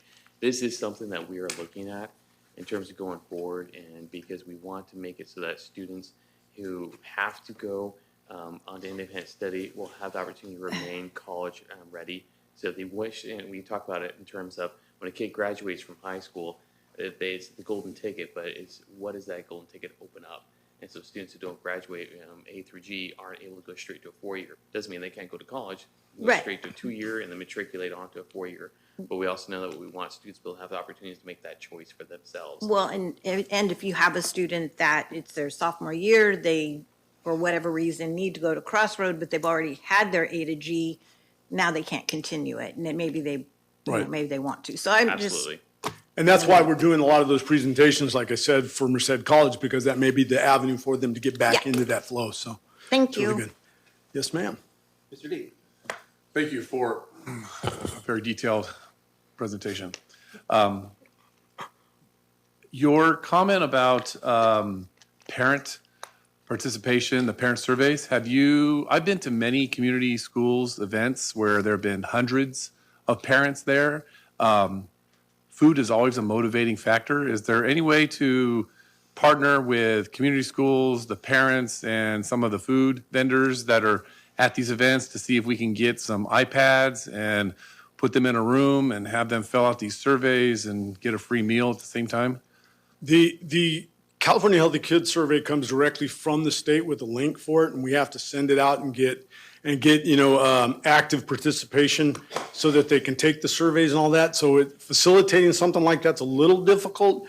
It's not off the table, but really reminding the parents, reminding families, please do this, please do this. It's a process that we go through, with them, as well as the kids and the teachers and staff, please take these, please take these. We provide those opportunities. If they come into the office, they can fill out the surveys on our computers and things like that, because we've now set that up for our data confirmation forms and all these other things. So they do have those. It's something that we are working on, and I think Dr. Ritchie is wanting to chime in too. Just to chime in on what you said there, and thank you, Dr. Sutton. The measure that reflects, that is the LCAP survey in particular. And as he mentioned earlier, we had over 2,000 students participate in the survey last year, but only 155. This is something that we're looking at because last year the community schools was not full bore. Now it is. We have more venues which we can be able to tap into that resource, be able to get more parents, be able to hear their voice on this. That is definitely something we'll be looking at. In fact, we'll be opening up the LCAP survey here in a few weeks for parents to respond as well as students. And so it will be something that we're going to be looking at. Because I'm a firm believer that all of the statistics that you're giving us about student achievements really resonates and begins with the parents. So if we don't have buy-in from the parents, and we only have 157 filling out a survey, we need to get them more engaged so we can work on the student achievement. So. Oh, absolutely. And as you know, if you ever went to the Pacheco open house, one of the big items there was music, food, and things that would draw people in so that they could come see what's going on. With over 2,000 people there. So yeah, you're absolutely correct. Right. Yeah. Okay. Thank you.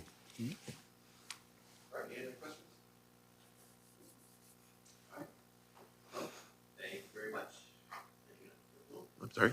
I got to turn my mic on. Thank you very much, and you're not going anywhere because you're up next. I'm sorry. Next one. Dr. Lee's pulling this one up again. I guarantee you this one is very short. All right. Right now, it's recommended that the board approve the contract between Los Banos Unified School District and Educators Rising to support a pathway for high school students into the teaching profession. Before we ask you to vote on that, though, I'd like to give you a real short presentation to kind of tell you what it's about. Last year, well, the year before last, Dr. Horton and Dr. Ritchie applied for a grant through the state that helps schools and school districts create CTE pathways. And there are a variety of pathways you can apply for, but they chose to apply for the one in the educator pathway realm. And so one of the things that was written in the narrative was that we would seek out organizations that are familiar with this process and that have done this in other school districts so that we're not reinventing the wheel. And so the group that was highlighted in our narrative that we submitted for funding was Educator Rising and the Learning Centered Collaborative. And so they are our partners in this process. We were awarded a grant to be able to implement this. The state, in its infinite wisdom, when they first awarded grants, didn't figure out how to actually distribute the money. So when I came in last year, finally around February, they said, oh, by the way, you've got this money. And oh, by the way, you need to spend it like real fast. And so we're trying to get that up to speed and get things going. So essentially what it is there's a partnership between those two organizations and the school district. And what I want to highlight on this for you is that the Educator Rising, essentially to summarize what they do, as their organization, they provide the curriculum and the professional development for potential teachers and administrators to be able to implement a pathway. The grant that we got is a planning grant. I mean, we just sit down, how can we actually bring this to the district, put it in place, set it down? We're not actually having kids in the classes and things like that yet. We're just planning out, this is what it would look like if we could do it. And so Learning Centered Collaborative, what they do, excuse me, I've got a bad cold here, is they establish a framework and logistics for actually implementing the pathway. That's where their expertise is at. So together, what they do is make sure that the funds we have are spent correctly and actually set up a system that's going to be successful. And so when you look, one of the questions we ask, well, okay, if we join with you, what is it you are going to do for us? And through their process, they guarantee these deliverables. As you can see, Educator Rising, what they do is create a CTSO for the community, and they bring in all this organizational structure, the curriculum, as I said, and all that.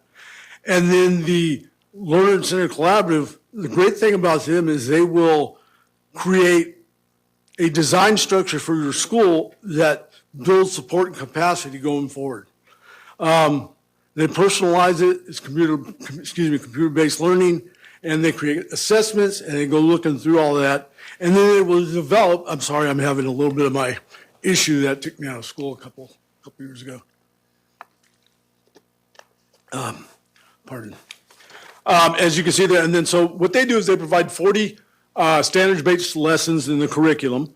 They provide a competency-based assessment, which is mastery of the teaching profession. And then the really exciting part is they provide evidence that a student has mastered that in competency with teaching skills to a certain level. And they will also, through the process, once we get it in place, if we get it in place, the kids that go through the process can actually earn up to 12 post-secondary credits as they're going through this by the time they graduate. And then they're eligible for the Golden State Teacher Grant of up to $10,000 to continue their education when they get to out of high school and get into college. They also create a chapter like FFA and HOSA. They put it out there, they create it just for teachers. They connect us with state organizations that already do that. And then they provide the platform to get to competitions and those kind of things as well. There are 250,000 students in California right now going through this program throughout the state. There's 150 districts. There's 370 organizations that are dealing with that. And one of the really exciting things about this is the diversity rate in participants that are part of this program, 60% of them are considered minority. And so it's not just developing the process, it's actually focusing attention to get a wide breadth of folks coming in. And so this is the pathway. I won't go through all with you, but basically the way we're looking at setting it up is to have two pathways. One for producing actual teachers and one that can get in the child development pathway. And so it's a 3-course sequence of classes with your introductory classes, concentrated classes, and your capstone classes. And as the 12th graders, they actually will place kids in elementary schools and junior high so that they can get their practical experience and daycare centers and things like that for the child care folks. So they are running the whole thing for us and they lay down the foundations for us. Last one, because I know you guys will have questions, why this is important for you as a board and we want to make sure you knew about it is, it helps us address the teacher shortage that we got. As you know, every year we're asking you guys for permission for STIPs and PIPs and those kind of things. As you can see up there on that first statement up there, kids that go through this process in your district, they have 5+ years in the district. Most of them will come back to your district. They don't just go off and take off somewhere. So as we're building the cadre of teachers here, they have the majority of them stay 5+ years in your district. And make sure that we are following the grant and doing what we're supposed to do. And then again, the LCC will make sure that their A through G completion rate, the dropout rates, and all that kind of stuff stops and gets back up to where it's going. So this is a very good program. It was written in there. Again, it is a planning grant, not an implementation grant. There is a second component of that where I've already submitted to ask them what's the next step to get the actual implementation grant going. And so I know there were some questions on this. I'd like to entertain anything that you had. So on the first page of the contract, it says if teacher leaders or curriculum users are not yet identified, you need to submit that information within 8 weeks. How are you going to identify the teacher leader and curriculum users? Well, what we've done is part of this, there's kind of been a pre-planning process here because it hasn't really gone through the approval process yet. But what we've done is we've asked the 2 high school teachers, districts, because it has to be at the high school level, is would you please reach out to your teaching staff and ask any teachers that might be interested in pursuing this option as a class that they would teach as an elective. We do have some teachers that have stepped forward, some that have identified. The one at Pacheco High School is actually an adjunct professor at Merced College. One over at LB is actually a teacher at the college level, prepping teachers. And then we have another one that is over there that also is thinking about it. So the way it's structured right now is we have a conference in June that will actually walk anybody that's a prospective teacher and the administrators and the college and career counselors through the process, what it looks like, what they would have to do, what they'd be teaching, and all that as part of our planning strategy. So we're just putting out the feelers, would you be interested in doing this? And then of course, the natural response is, well, what's it about? Well, let me take you and show you. And so that's kind of how we're approaching that. And they will then hopefully build the cadre of people continuing. So you just answered my other question. So this is actually an elective. Yes, this is an elective. So are we talking 1 period a day, 2 periods a day? Right now, each school site is planning on a period of about 20 kids. So are you going to have problem with shortage, feeling? Other spots well, on the campus? Well, I'm saying, say it's a math teacher that you lose a period. Is there plans to cover those classes That's part of the whole students planning strategy from LCC when they come in is they set that up, they help you with the master schedule, how that would look. And yeah, there's gonna have to be some discussions about that if we're taking 20 kids and putting them in this program. You know, are they coming from somewhere else, or are they just kids that don't have an outlet that would like to do this? It would be very similar to what we do with ag or we do with, you know, home ec or culinary arts over at Pacheco High School, that kind of thing. Which kids we'd have to ballot for it, and that's part of the process. So a couple of pages into the contract, page 3 actually, it says Ed Rising Coordinator Stipend. Is that one of our own? Yes.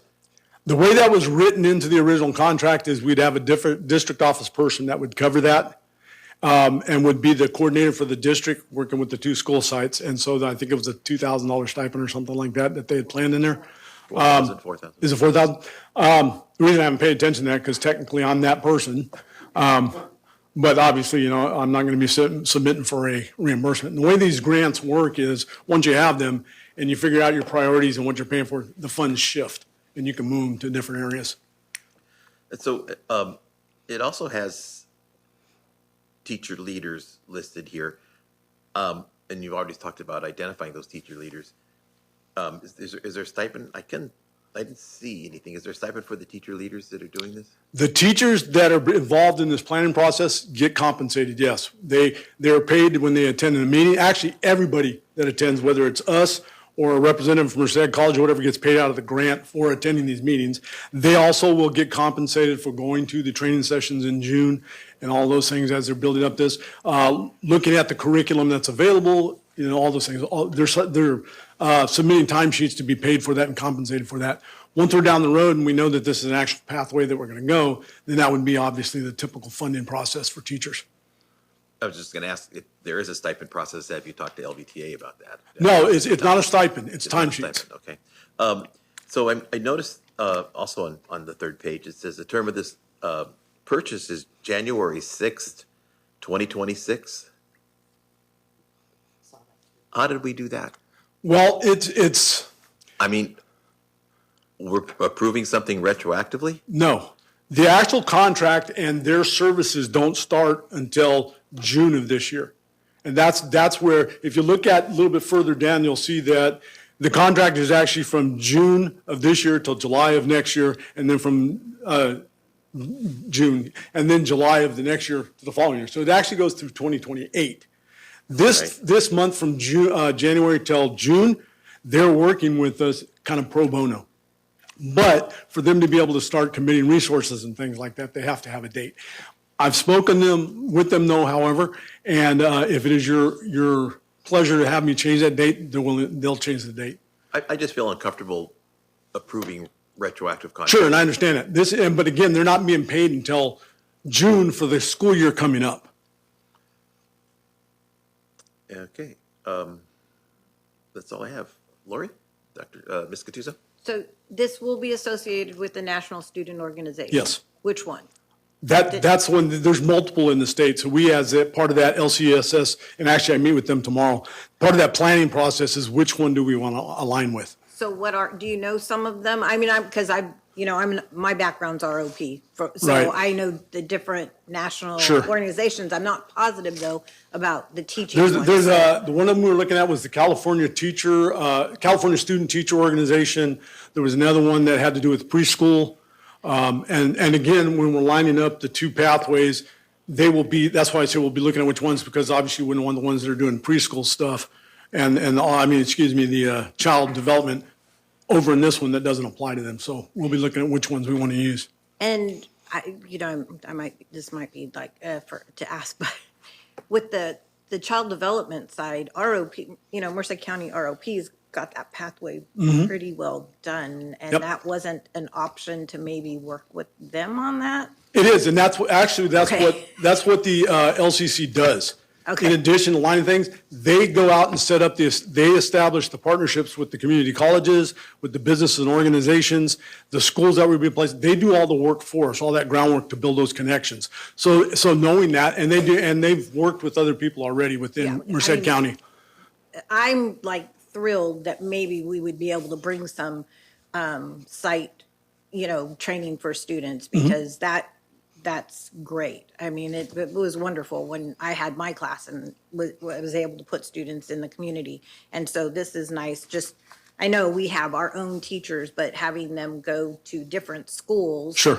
for their site training would be awesome. Yeah, and that's one of the things too, we'd originally, before we met with them last year, when I met with the two high schools, we'd talked about doing that, taking some of these folks that are in there, these kids, and actually placing them in our elementary schools, placing them in our junior I highs. used to place them in our own elementary. I mean, Yeah. I was a business, we didn't have the child development at the time when I was an ROP teacher, but I had students at every elementary school here in town. Yeah. And it's nice because when I go to the schools to visit, I've got about 3 or 4 of my high school People you students know. right in the offices at the schools. Yeah. So it's like wonderful. And so when they make these connections and they come in with these partnerships, and we decided that that's when the MOU is signed between us and that organization, this is what we're going to do, this is how you're providing that, transportation, all that kind of stuff. But again, this is just a planning grant. Right. But because of the way the funds were distributed, we have to have the planning grant funds expended by June 30th of this year. Okay. And just to answer your question, that's why it's a 2-year contract, because we have to get it spent this year. All right, Mr. Lieb. Any other school districts in Merced County doing this? Yes, there's actually 2 of them. I think, if I'm not, I think it was El Capitan. That district was doing it, and then I think she said it was McSwain, but I can't recall off that. I'll find out more, and I can send that to you tomorrow. And of the $76,200 planning grant for 2 years, once that money is spent over 2 years, what additional funding are we looking at having to spend for this Well, program? the original grant right now is actually $189,000. And so we're putting things into place based on the funding we've got for the grant. Okay. The second part of that now is if we choose and decide as a district to move forward, we've already made the contact. There is now an implementation grant that we apply for. And it's basically, there's nothing to it. We just submit we would like to move forward with implementation. Then they will give us the additional money to be able to actually physically implement the classes, buy the materials, those kind of things. And then from there, as I was saying with Anthony, it's what your master schedule does and how that works and all that. Gotcha. Okay. Thank you. Ms. Valdez. So 2 years of this money is for 2 years to determine if you're going to do it or not. Get trained, go through all the steps and go, we're going to do this or not. Correct, and to make relationships with the people out in the communities. And then the other part of that, as Anthony was asking, is, how are these teacher leaders chosen? Well, if we take a cadre of 4, 5, 6 teachers to this summer training, and they're like, well, I don't really want to do that, then we really need to maybe come back and say, okay, let's put it out there again and see if there's anybody else that might be interested so that we can train them next summer, just to see. And we don't want to, put all the eggs in one basket at the same time, because people may change their mind and want to do something different. So yeah, it is over 2 years. That's what I wanted to know. And so it wouldn't start until really 2029 or 2028? Yeah, 28, 29. Okay. So did I hear you say you have to have the money spent by the end of this year? The grant that we have right now, the 189, has to be spent by June 30th. Part of that was the state's fault, because even though we were awarded the grant, they didn't figure out the funding mechanism until last February. So that only gave us that original 4.5 months to figure out what we wanted to do. Part of that, then again, the reason it wasn't brought earlier is because of my physical issue that came up, and I wasn't able to do what I needed to do to get things running. So not the whole $180-some thousand has to be spent. By June. Yep. So that's why you'd be front loading basically. Yes. Okay. That's why we're paying and compensating teachers for their time, so they're being not only time sheeted for what they're doing, but when they're at the conference, they're being time sheeted. All the meetings we're having, they're being time sheeted. There's curriculum that we have to buy, licensing, all those kind of things. And then there may be these soft costs that we don't know about when we start meeting with these other organizations, that we need that. So if we pay this for year 2, you're paying that up front, so that's why that's part of it. You're paying for year 2 up front. Yes, That basically so we can have it spent. correct. Okay. Yes. Because part of that would be anything we don't spend, we have to send back as a grant. I understand how those Yeah. programs work. I'm just wondering how you're going to spend it all. If Well- they don't, because it's by June, when are they going to go to this conference?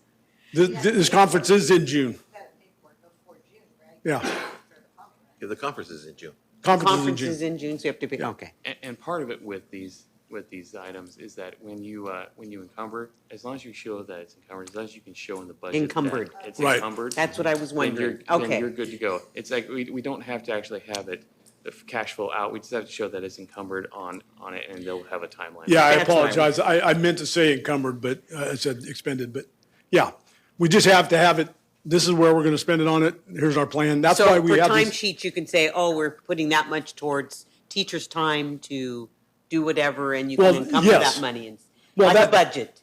A budget for that, okay. Well, the timesheets will actually be expensed out of it this year because they'll be doing it this year, they're doing the work this year. But not $180-something thousand. No, because 80,000 of it is for this, so Yeah. that's 100,000. And then Right. the district gets its indirect costs that they take out and all that kind of stuff. So there's other things too. Okay, Yeah. I get it.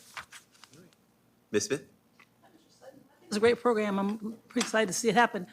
This program, does it offer any kind of financial support for the students once they get into a accredited program for teaching? They have the ability to get that teacher's grant of up to $10,000. And those students that go through the program and get certified, they call it pre-ready to actually get into the teaching profession so they can step into the college, they're eligible for those grants of up to $10,000. And that doesn't come out of our grant, it comes out of other things. My concern is, the federal government just slated the teachers are not a profession, so there will be any government grants to support the students that are now going into teaching. So 10,000 is what they'll get, huh? Yeah, and again, we want to take advantage of whatever money's available right now in case they decide to take it back. And so if we can say we got this, and as Dr. Rich said, we can show that we've allocated it already or encumbered Been it, used, yeah. we're in good shape, yeah. Thank you. Good. So I guess my final question is, when I brought up the January 6th date on this contract, and you said we can change that. So can we, I don't know what the board wants to do. I would feel more comfortable if you brought it back to us with the date change on that before we approve it. We have another meeting in 2 weeks. We can add that to the agenda. And I would feel more comfortable doing that. Now, if anybody wants to make a motion to approve it as it is, you can do that. I just feel, I've talked to Dr. Ritchie, Dr. Marshall, everybody about doing retroactive contracts, and I really don't want to do that anymore. So I don't want to continue doing something that I personally am against doing. That's my own personal opinion. I have no idea what anybody else thinks, but And I totally understand, Anthony, and just for clarity, again, they aren't actually under contract with us. They're providing us the support to figure out how to get to the contract, and it doesn't start until after June, but whatever you want, they're willing to do it. I've already talked to them. In fact, I'll tell her that tomorrow when I'm talking to her. You give me a date and I'll put it in there. As of right now, through June, there's no cost to us. They're kind of pro bono in it so that we know what we're doing. And again, they've worked with, 150 different districts in the state of California? that's not in the contract. Yeah. So that's my own personal opinion. I have no else. If anybody wants to make a motion to approve it, go right ahead. But that's where I'm at. I would feel more comfortable putting a date that's not already passed. Nope, you tell me what date you like and they'll put that on there. Well, if we add it to the meeting on the 26th, you can make it the 27th. I mean, 27th? I mean, does that work, Dr. So Ritchie? what we'll do is we'll go ahead and pull this item from the agenda, and then we'll bring it back at the next, at the special board meeting that's going to be happening later this month. And then we'll ask Educators Rising to do the date on the contract for March 1st, which then it'll start after we're done. That way, everyone can feel comfortable about where we're at with that, and so it shouldn't be an issue. All right, that work? Yep, Is absolutely. everybody happy with that, or? Okay, cool. Okay. All right, thank you very much. Appreciate that. And by the way, I think this is absolute great program. I just that one little thing, but otherwise, wow. Thanks for bringing it in, because that's, yes, Yep. yeah. So thank you for bringing it to us, and we'll get it going.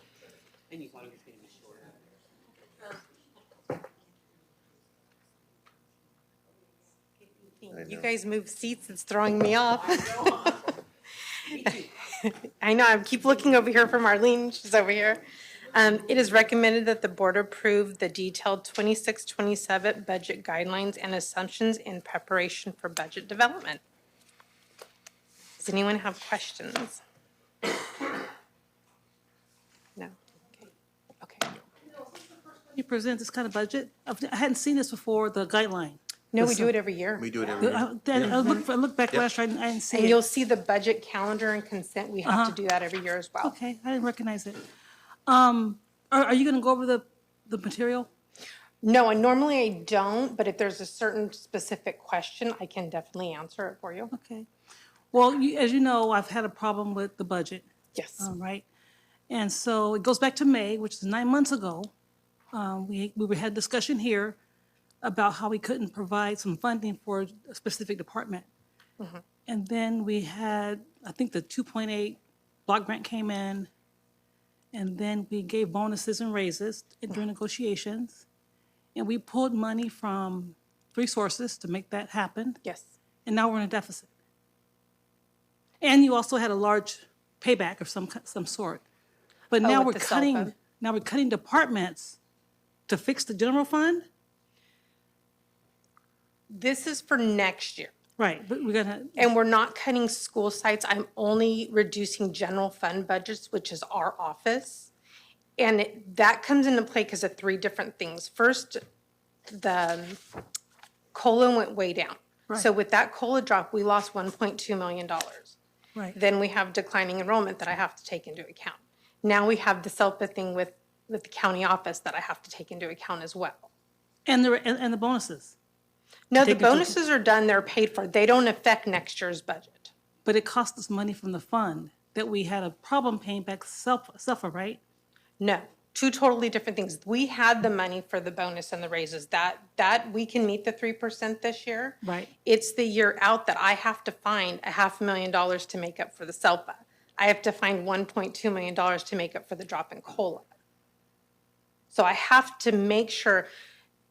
It's confusing because if you look like the 3% that we have to meet is based on expenditures. So if we have 60 million in restricted and $1 million in general fund has to make up for the 3% of all of it. I've just never seen this in this district in my history where we had to make cuts in departments across the board.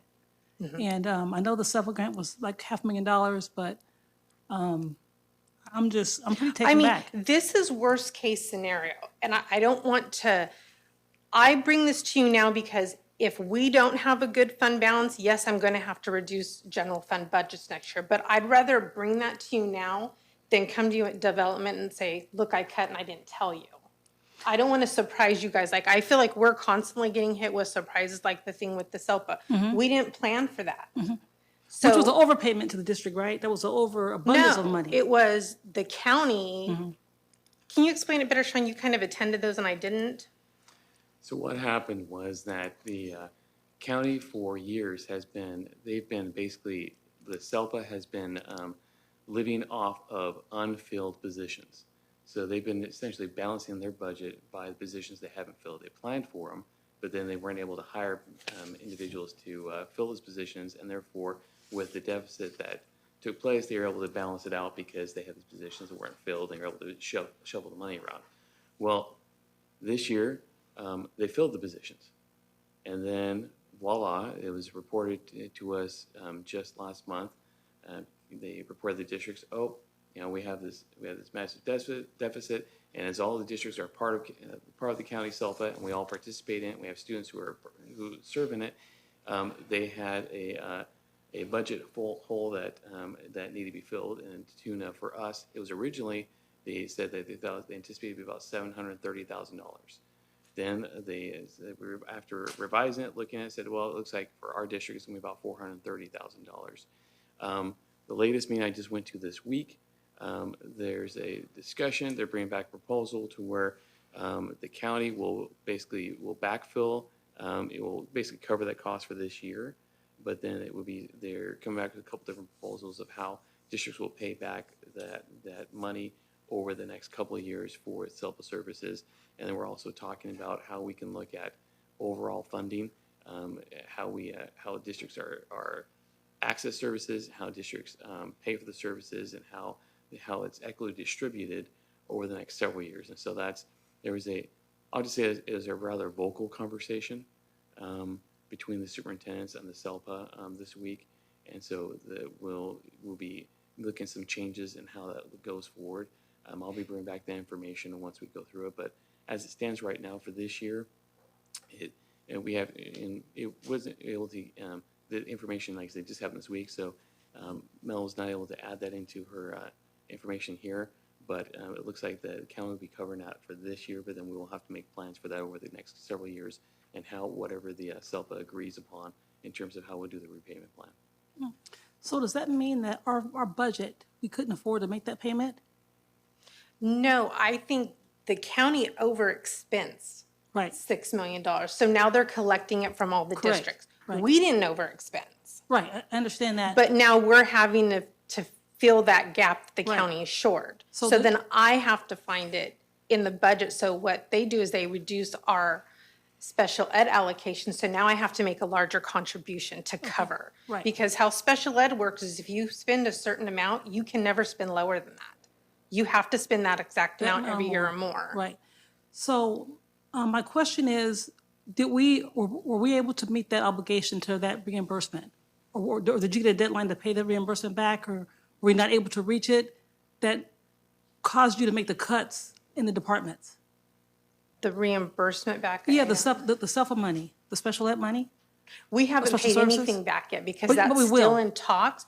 No, my budget reductions next year are strictly general fund. Right. Which really is only our office. It doesn't affect the school sites. Okay. It's only our office. It'll be, and it won't be staff, it'll be reducing our supplies, our conference and travel, things like that. So as of right now, today, you feel very confident with our general fund? Yes, I do. My hope is that at the end of the year, when I do unaudited actuals, that I have a nice fund balance, that I don't have to make any cuts at all.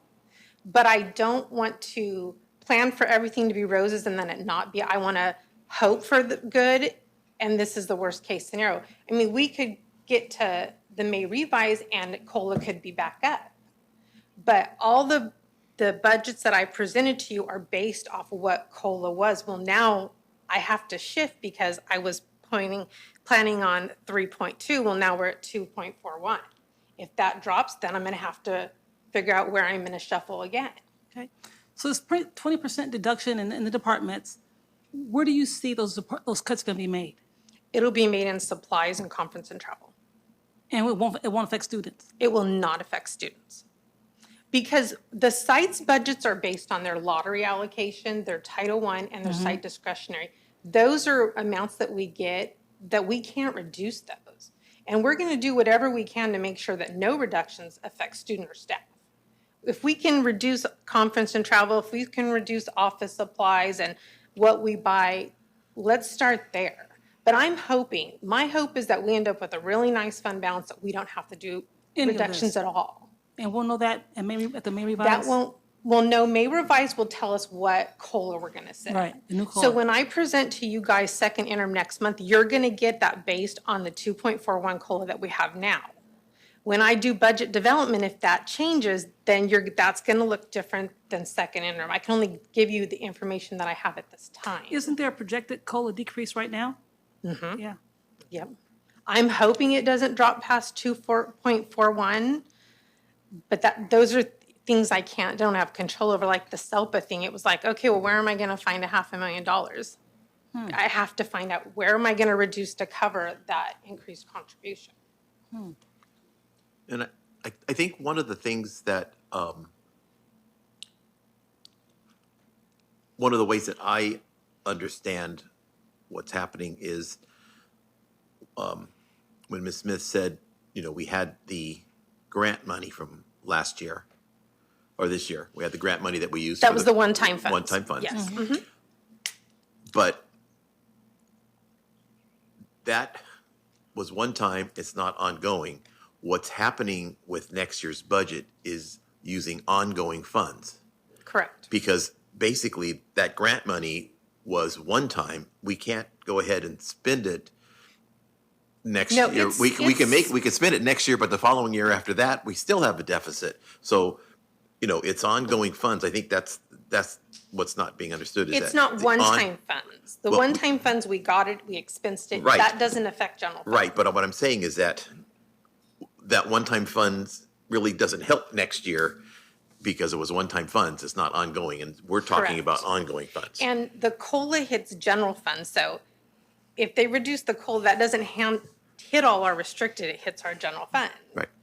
So then you have to say, okay, well, I'm gonna be getting $1.2 million less. Where am I gonna find that?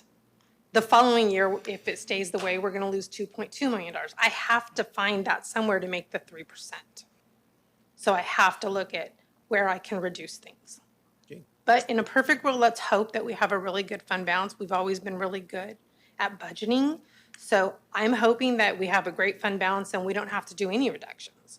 But I don't want to not prepare you guys for that and then blindside you at the last minute saying, here's the budget, look at everything I reduced. And you'd be like, well, you didn't tell us about this. I want to make sure that you're aware of it ahead of time. Okay, Ms. Belladale. So is the SELPA, is that going to be every year? I sure hope not. But that was, there's a whole lot of things that went into it. And as it was explained to me, was that one, we have a new chief business officer at the County Office of Ed who is looking at things through a different lens and a little finer tooth comb, so to speak. And so things have come to light that weren't apparent earlier. And as a result, we're now in this position. But as I said, as the member of the SELPA Executive Board, we had a pretty frank conversation this week and about the expectations we have going forward and what we want to see. And so there's a number of plans that we asked the county to come back and share with us in terms of ways that this will be addressed. One now, and they said there was a conversation I shared with earlier. And then the other two is how will we look at the funding formula going forward and how we fund SELPA and how we fund the services our students provide. Because something that was shared with us was that we actually, if you look at the terms of students who are served by the SELPA, and for those who don't know, that districts are required to provide special education services for any student that qualifies, but there's a range from mild to moderate to severe. Districts typically don't provide the services for moderate to severe because of just how extensive they are. And so generally you collaborate with other districts within a SELPA, special education agency, to be able to provide those services for students. And they house those programs at different campuses, but it's run through the county SELPA. What we found was that if you look in terms of usage throughout the county, and we are one of the only 11 counties in the state of California that have a countywide SELPA. Majority have split off and have different SELPAs, like in Stanislaus County, Modesto City is its own SELPA, and whereas all the other outlying districts are part of the county SELPA. In our county, it's not that way. It's every district's part of it. If you look at the usage and the students who are being served, majority of those students come from along that Merced 99 corridor. So Atwater, Merced City students, Merced Union High School District, majority of the students come from there.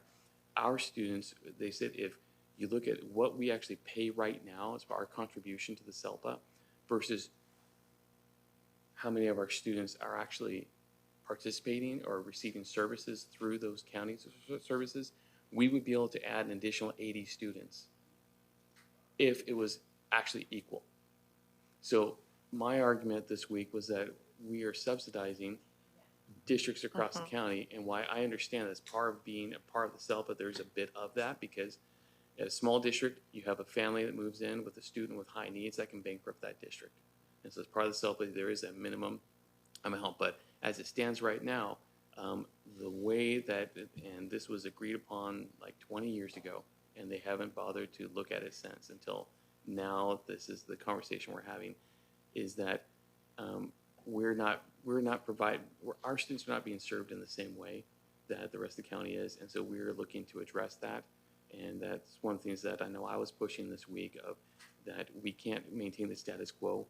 That has to change in terms of either how our students are served or in terms of how we fund this, because this is something that needs to be rectified, and so that's where we're at right now. Now, in second interim, I did project out an increased contribution of that 430, but if something changes when Dr. Ritchie meets with them, that will be adjusted. And keep in mind, I think that was based on ADA too, and since we have one of the highest ADAs, that was why our amount was so high. All right, But Mr. yes, Lee? I'm hoping no cuts, I'm hoping. So the dollar amount that we're having to pay is a surprise to the district. Yes. So, and I know you don't have a crystal ball, nor do you, Dr. Ritchie, but can we look at our district as a whole and make sure that if we're contracted and with other agencies and other companies for services, that we ask questions ahead of time and not be surprised with these type of situations? Because if this has been going on for 10 years or 7 years, and then all of a sudden they're trying to say, well, now we need money out of you. How many other companies or agencies do we contract with that we've been paying year after year after year, and we're not asking, do you foresee a major spike in what you're asking for us in the next year or two so that we don't get surprised by this?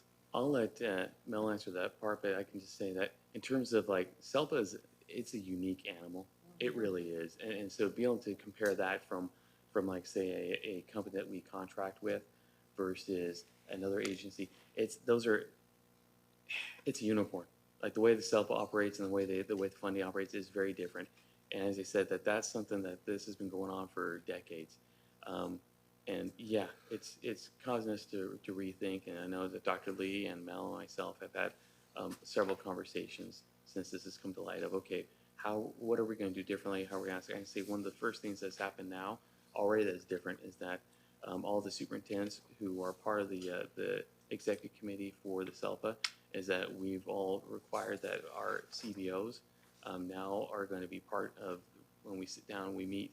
And prior to having any conversation that deals with funding, our CBOs have to present to the CBOs first about what the ramifications are going to be fiscally for all the districts involved, and also what the plans are going forward. And we've asked for a different layer of report. So we are definitely going. I won't say attacking the SELPA, but we are definitely having strong conversations with them about the expectations going forward and what's going to change. Right. No, I understand that about that organization. I just want to make sure there aren't any other organizations out there that are like that. I believe but if that's a is the only unique one. situation, then It maybe is. there aren't any other organizations or entities that we use as a district where we're going to find ourselves in the same situation.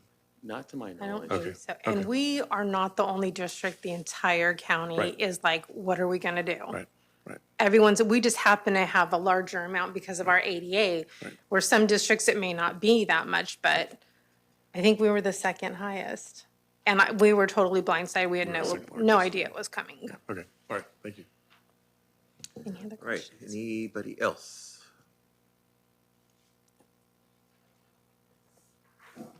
All right. With that, you need a motion. I'll make a motion to approve the budget guidelines and budget assumptions. All right, we got a motion by member Valadeo, seconded by member Gattuso to approve the budget guidelines and budget assumptions. All those in favor? Aye. Opposed? It is carried. Thank you. Thank you. Item D, declaration of need. Dr. Ritchie's going to do this, okay? So it's recommended the board adopt a declaration of need through June 30th, 2027, certifying that there's insufficient number of certified personnel who meet district employment criteria. Questions? Unfortunately, we do this every year.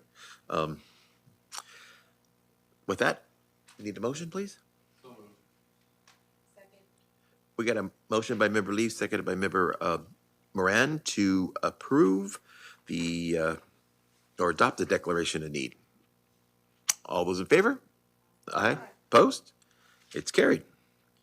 On to item E, boundary recommendations. Mr. Sowersby, welcome. Good evening again. It's a little later now. All right. Let me find out where I'm at on here real quick. Okay. So I'm going to, before I get to what's here on the agenda, I just want to recap a little bit of information. I know there might be a few questions, and so I'd like to just kind of go over the proposal real quick before we get to the formalities here. Just real quick, recapping from last month, reasons for updating the boundaries. We want to rebalance the elementary boundary of populations. It's been about 7 years. We want to reduce and streamline the bus routes that we have out there. Worked very hard with Mr. Taylor over at FOT. We want to relieve overcrowding at grasslands, which is a concern of everybody's. Give Westside a walking boundary, and the reason for that is we bus all the kids in there, and Los Banos Elementary for the dual language immersion school, being that they draw from all over the district, no longer requires a boundary, so it makes the most sense that Westside actually gets that old boundary, and I will go straight to the map here so you can see it. And this was the recommendation of what came out of all our meetings during the course of January. This map, when you look particularly at we're going to call it the kind of the red color there, or pink, that one was the one that was most in favor as it retains a portion of Westside's boundary.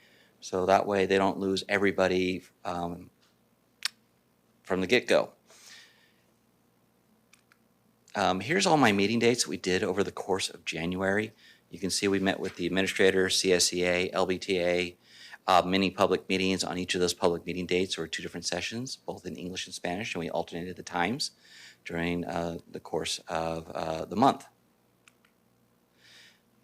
Now, I went through it pretty quickly. I know you saw all this kind of last time, other than we had 2 choices kind of. I brought you forth the one that was the recommendation of what I shared with everybody through our meetings in that.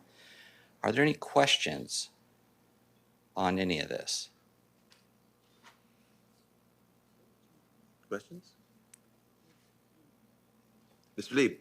So, question and a statement. So, I'm not happy with having to bus kids from Regency, Quail area, all the way to Volta. Mm-hmm. But I understand all the issues involved. I get it. Second thing is I want the public to know that as soon as a new elementary school is built, all this gets redone. Absolutely, Mr. Lee. So the next when the next elementary school is built, we will go through the same process again and redraw the lines. Just like to remind everybody, it is the best practice that we redraw boundary lines every 5 years, and it's been about 7. So we're due, but when the new school is built, when that time comes, we'll definitely redraw the lines because we'll have Great. to. Can't come soon enough. Thank you. Okay. Any other questions? No, I just have a comment, and that is watching the news or reading the newspapers or all of the blogs that we get as trustees. This is a unique situation because we have other districts that are redoing their boundaries because they're closing schools, because they have such a large number of declining enrollment. And, I'd rather be doing this than closing a school, because that really changes a lot for parents. So not that this is good, but it's better than what I've seen happening all over the state. That's the scary part for sure. Any other questions or comments? All right, I need a motion to approve the boundary recommendation. Motion by member Moran, seconded by member Gattuso to approve the boundary recommendation. All those in favor? Aye. Opposed? It's carried unanimously. Thank you. All right, on to item F, alternative transportation.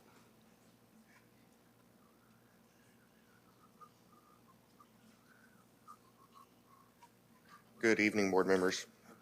Good evening, welcome. It is recommended that the board approve the no obligation service agreement between Los Banos Unified School District and First Student, also operating as First Alt.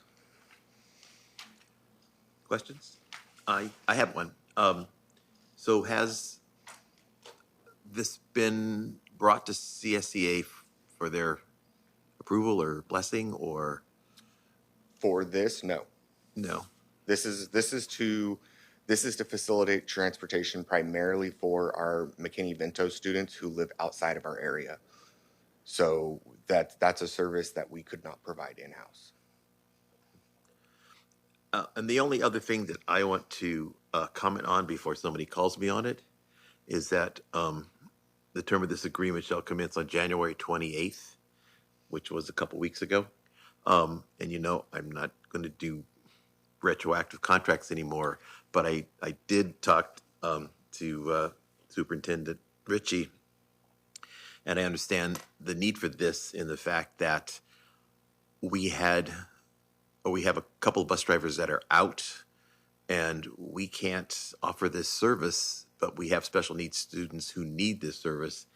And so, I'm going to back off on my stance on retroactive contracts only because we have students that needed to be served and we had to do it. Just these services haven't started yet. Well, they haven't started? They have not. No. They were slated to start on the 5th, which is why we moved so quickly.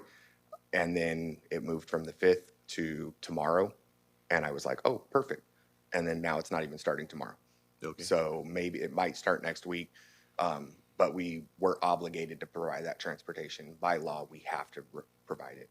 We don't have a choice. Right, and that's why, okay. So I'm eating this one. Ms. Gattuso. So when you stated it's, the students are outside our service area, is that what you'd? Yes, so So, there like- are students, Right, but can you give me an example? our students that move to Merced. If their parents choose For them to for them stay to with stay us? here, Got it. we're Okay. required to provide that transportation. Okay, that makes more sense. And now. even if I was fully staffed and I had all of my drivers, there's no way we'd be able to provide that. And when we talk about the McKinney-Vento and Foster, are we talking, maybe 3 or 4 or 5? I mean, So currently, that are outside our service? that are outside, I don't know how many are outside of our Yeah, service area. I don't mean, Yeah, because I I know know- you're serving what in Yeah, our district. internally, I'm- we serve Right. a number of them. Externally, these are 2 of 3 that I know of. Okay. Yeah, it's not going to be a ton. No. Yeah, it doesn't happen. Okay. But it's still out of our area if you're going from Merced to Las Banas. Yeah, that's, if you have to pick up 1 or 2 students, that's a bus, that's not full. Yeah. Yeah. Could be a van. It could be a van as long as they qualified under SB 88. Okay. Any other questions? Comments? Motion?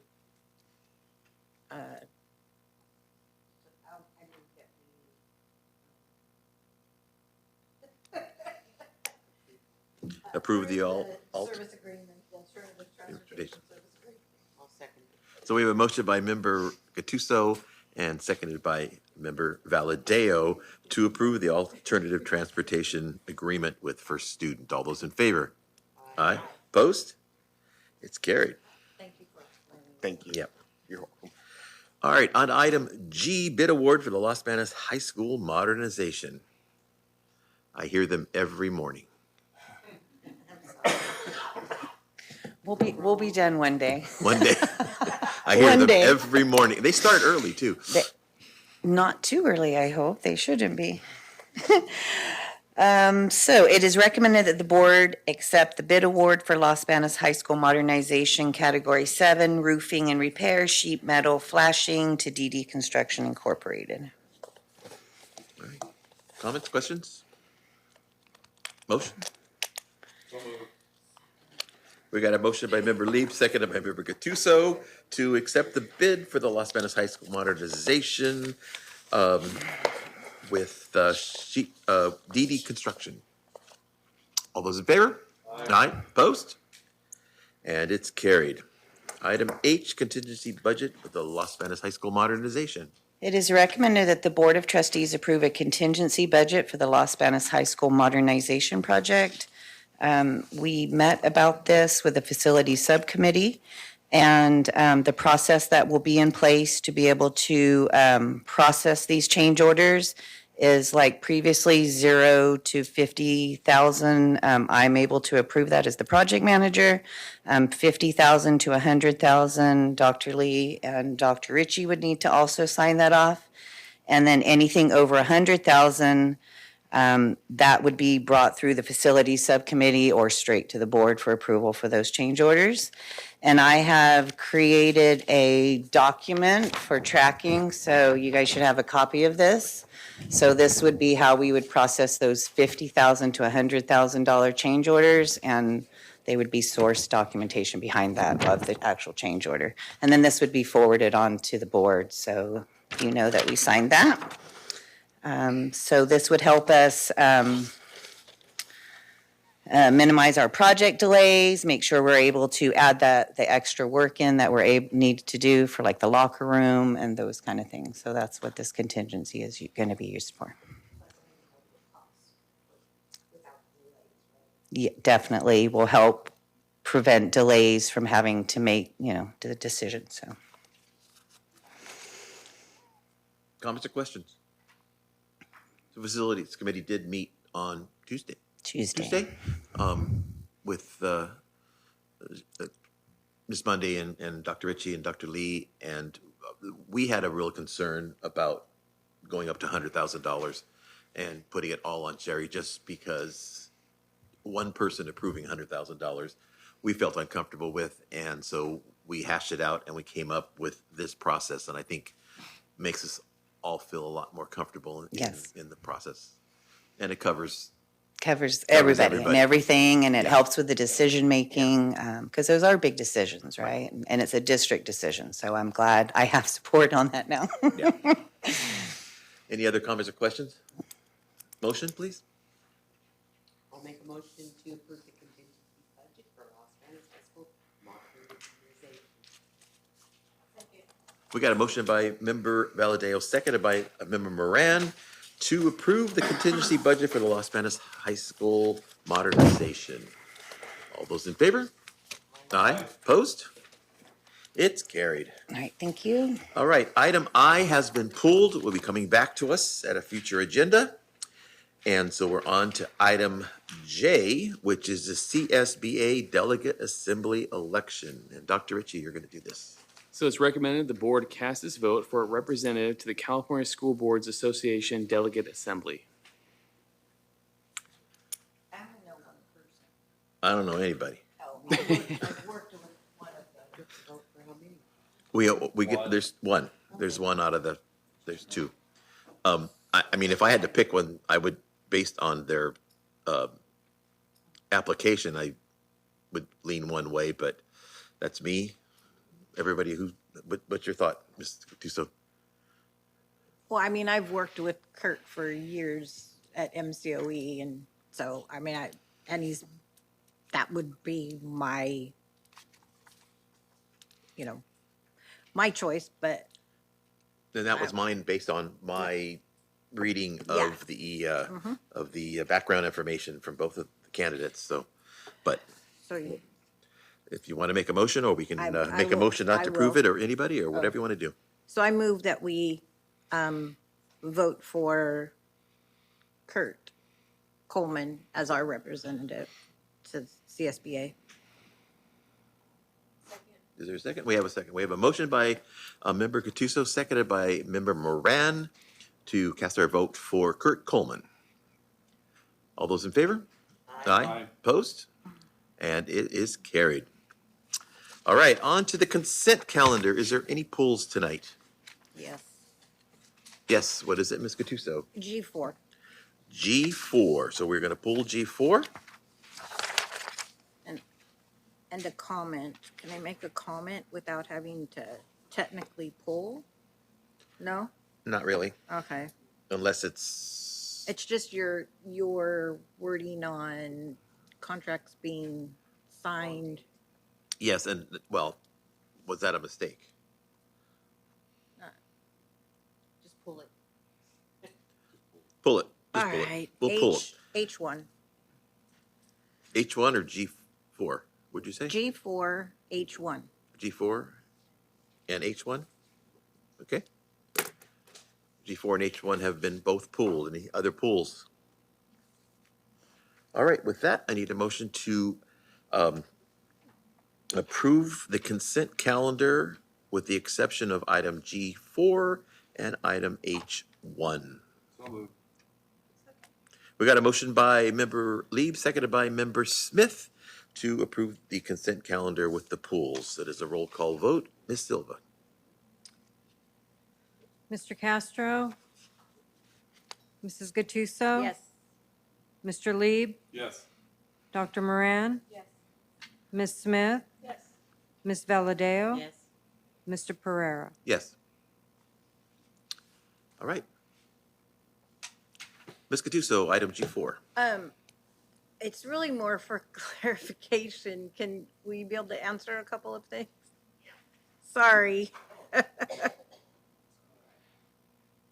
I guess I'm just not understanding the way the BRM is written. I'm not understanding exactly when we're saying it's transportation only. That's what this is.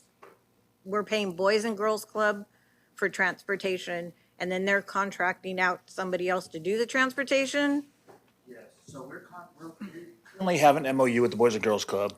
They're running an after-school program out in the community at College Green. And that is basically for students that are on the wait list and can't get into their homeschool LEAP. One of the barriers is getting from their homeschool to the Boys and Girls Club out there. And so they're going to be contracting with First Student, or whatever it's called now, and they'll be providing transportation. So this is an addendum to the contract. To the current MOU we have, exactly. So when we're looking at the totals, where it says year one, 444,000, okay, but that's from February, starting in February to June, right? For the 25-26 school year, and then year two is 467 for a whole year. Right, it's not So- to exceed that amount. Okay, but what I'm getting at is this just the transportation part, or is this in addition to the contract? So if it's not, if it's just this transportation, then why is 6 months almost the same, right, as a whole year? It's not to exceed that amount. So it's going to be far less than that because we're only going to be, and we're probably, all things being equal, we may not even be able to get that going this year. We want to give it a shot. But she budgeted it when we were working with Boys and Girls Club to budget this out. They've provided us with the full, what it's going to cost per year. And that's why I put it into the addendum. Okay. I guess for me, the way the BRMs sometimes are written, it doesn't help us to figure it out Right, I sometimes understand. very easily. So I'm sorry I had to pull it, but That's okay. when I'm looking at the cost and we're talking a 6 month versus a whole year, and the cost is almost the same, even though it says up to, Not to exceed, right? or not to exceed. Well, it says no more than. Right. It's just, how do we know that in the next 6 months, they're not gonna take the whole 400? Charges for the 400? Yeah, Okay. so- I could get you the estimate on what it would be if we started tomorrow. Okay. Of course, it's going to be, But see, I think that information down here, when we're talking about the costs, would have been helpful for us that don't really know exactly. not a problem. Am I making sense here? Yes, you are. Okay. Okay.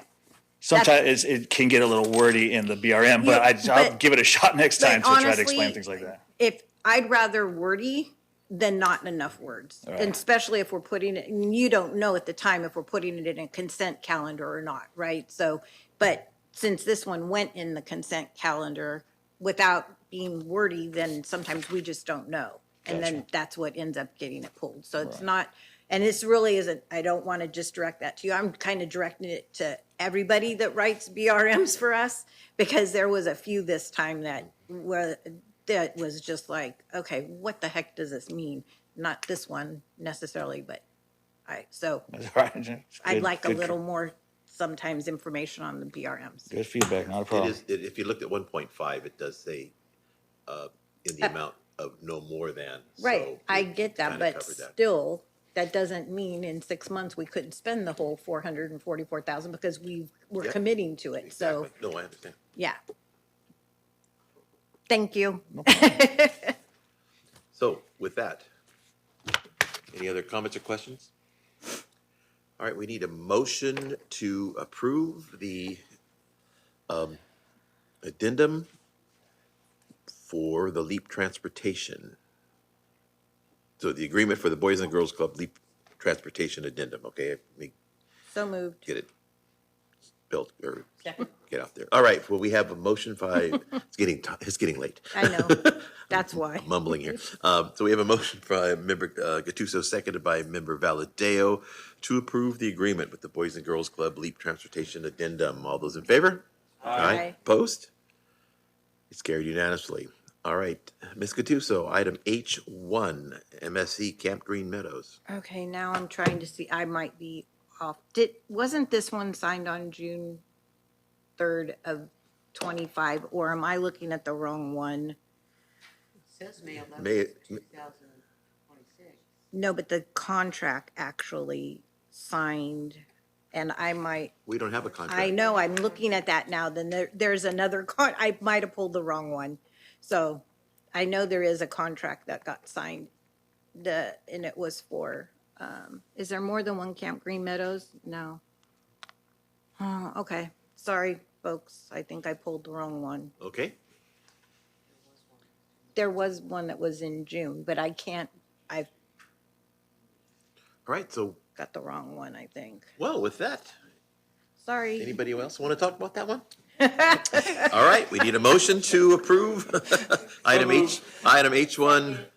So it's a motion by Oh, it's right here.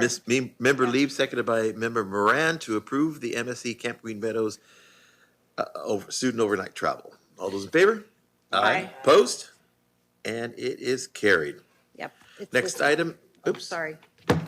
I'm just gonna show you because we are approving something that got signed in June. June of 25. Yeah, that's the one I think I might have pulled the wrong. Oh, It might be up here. What page number is that?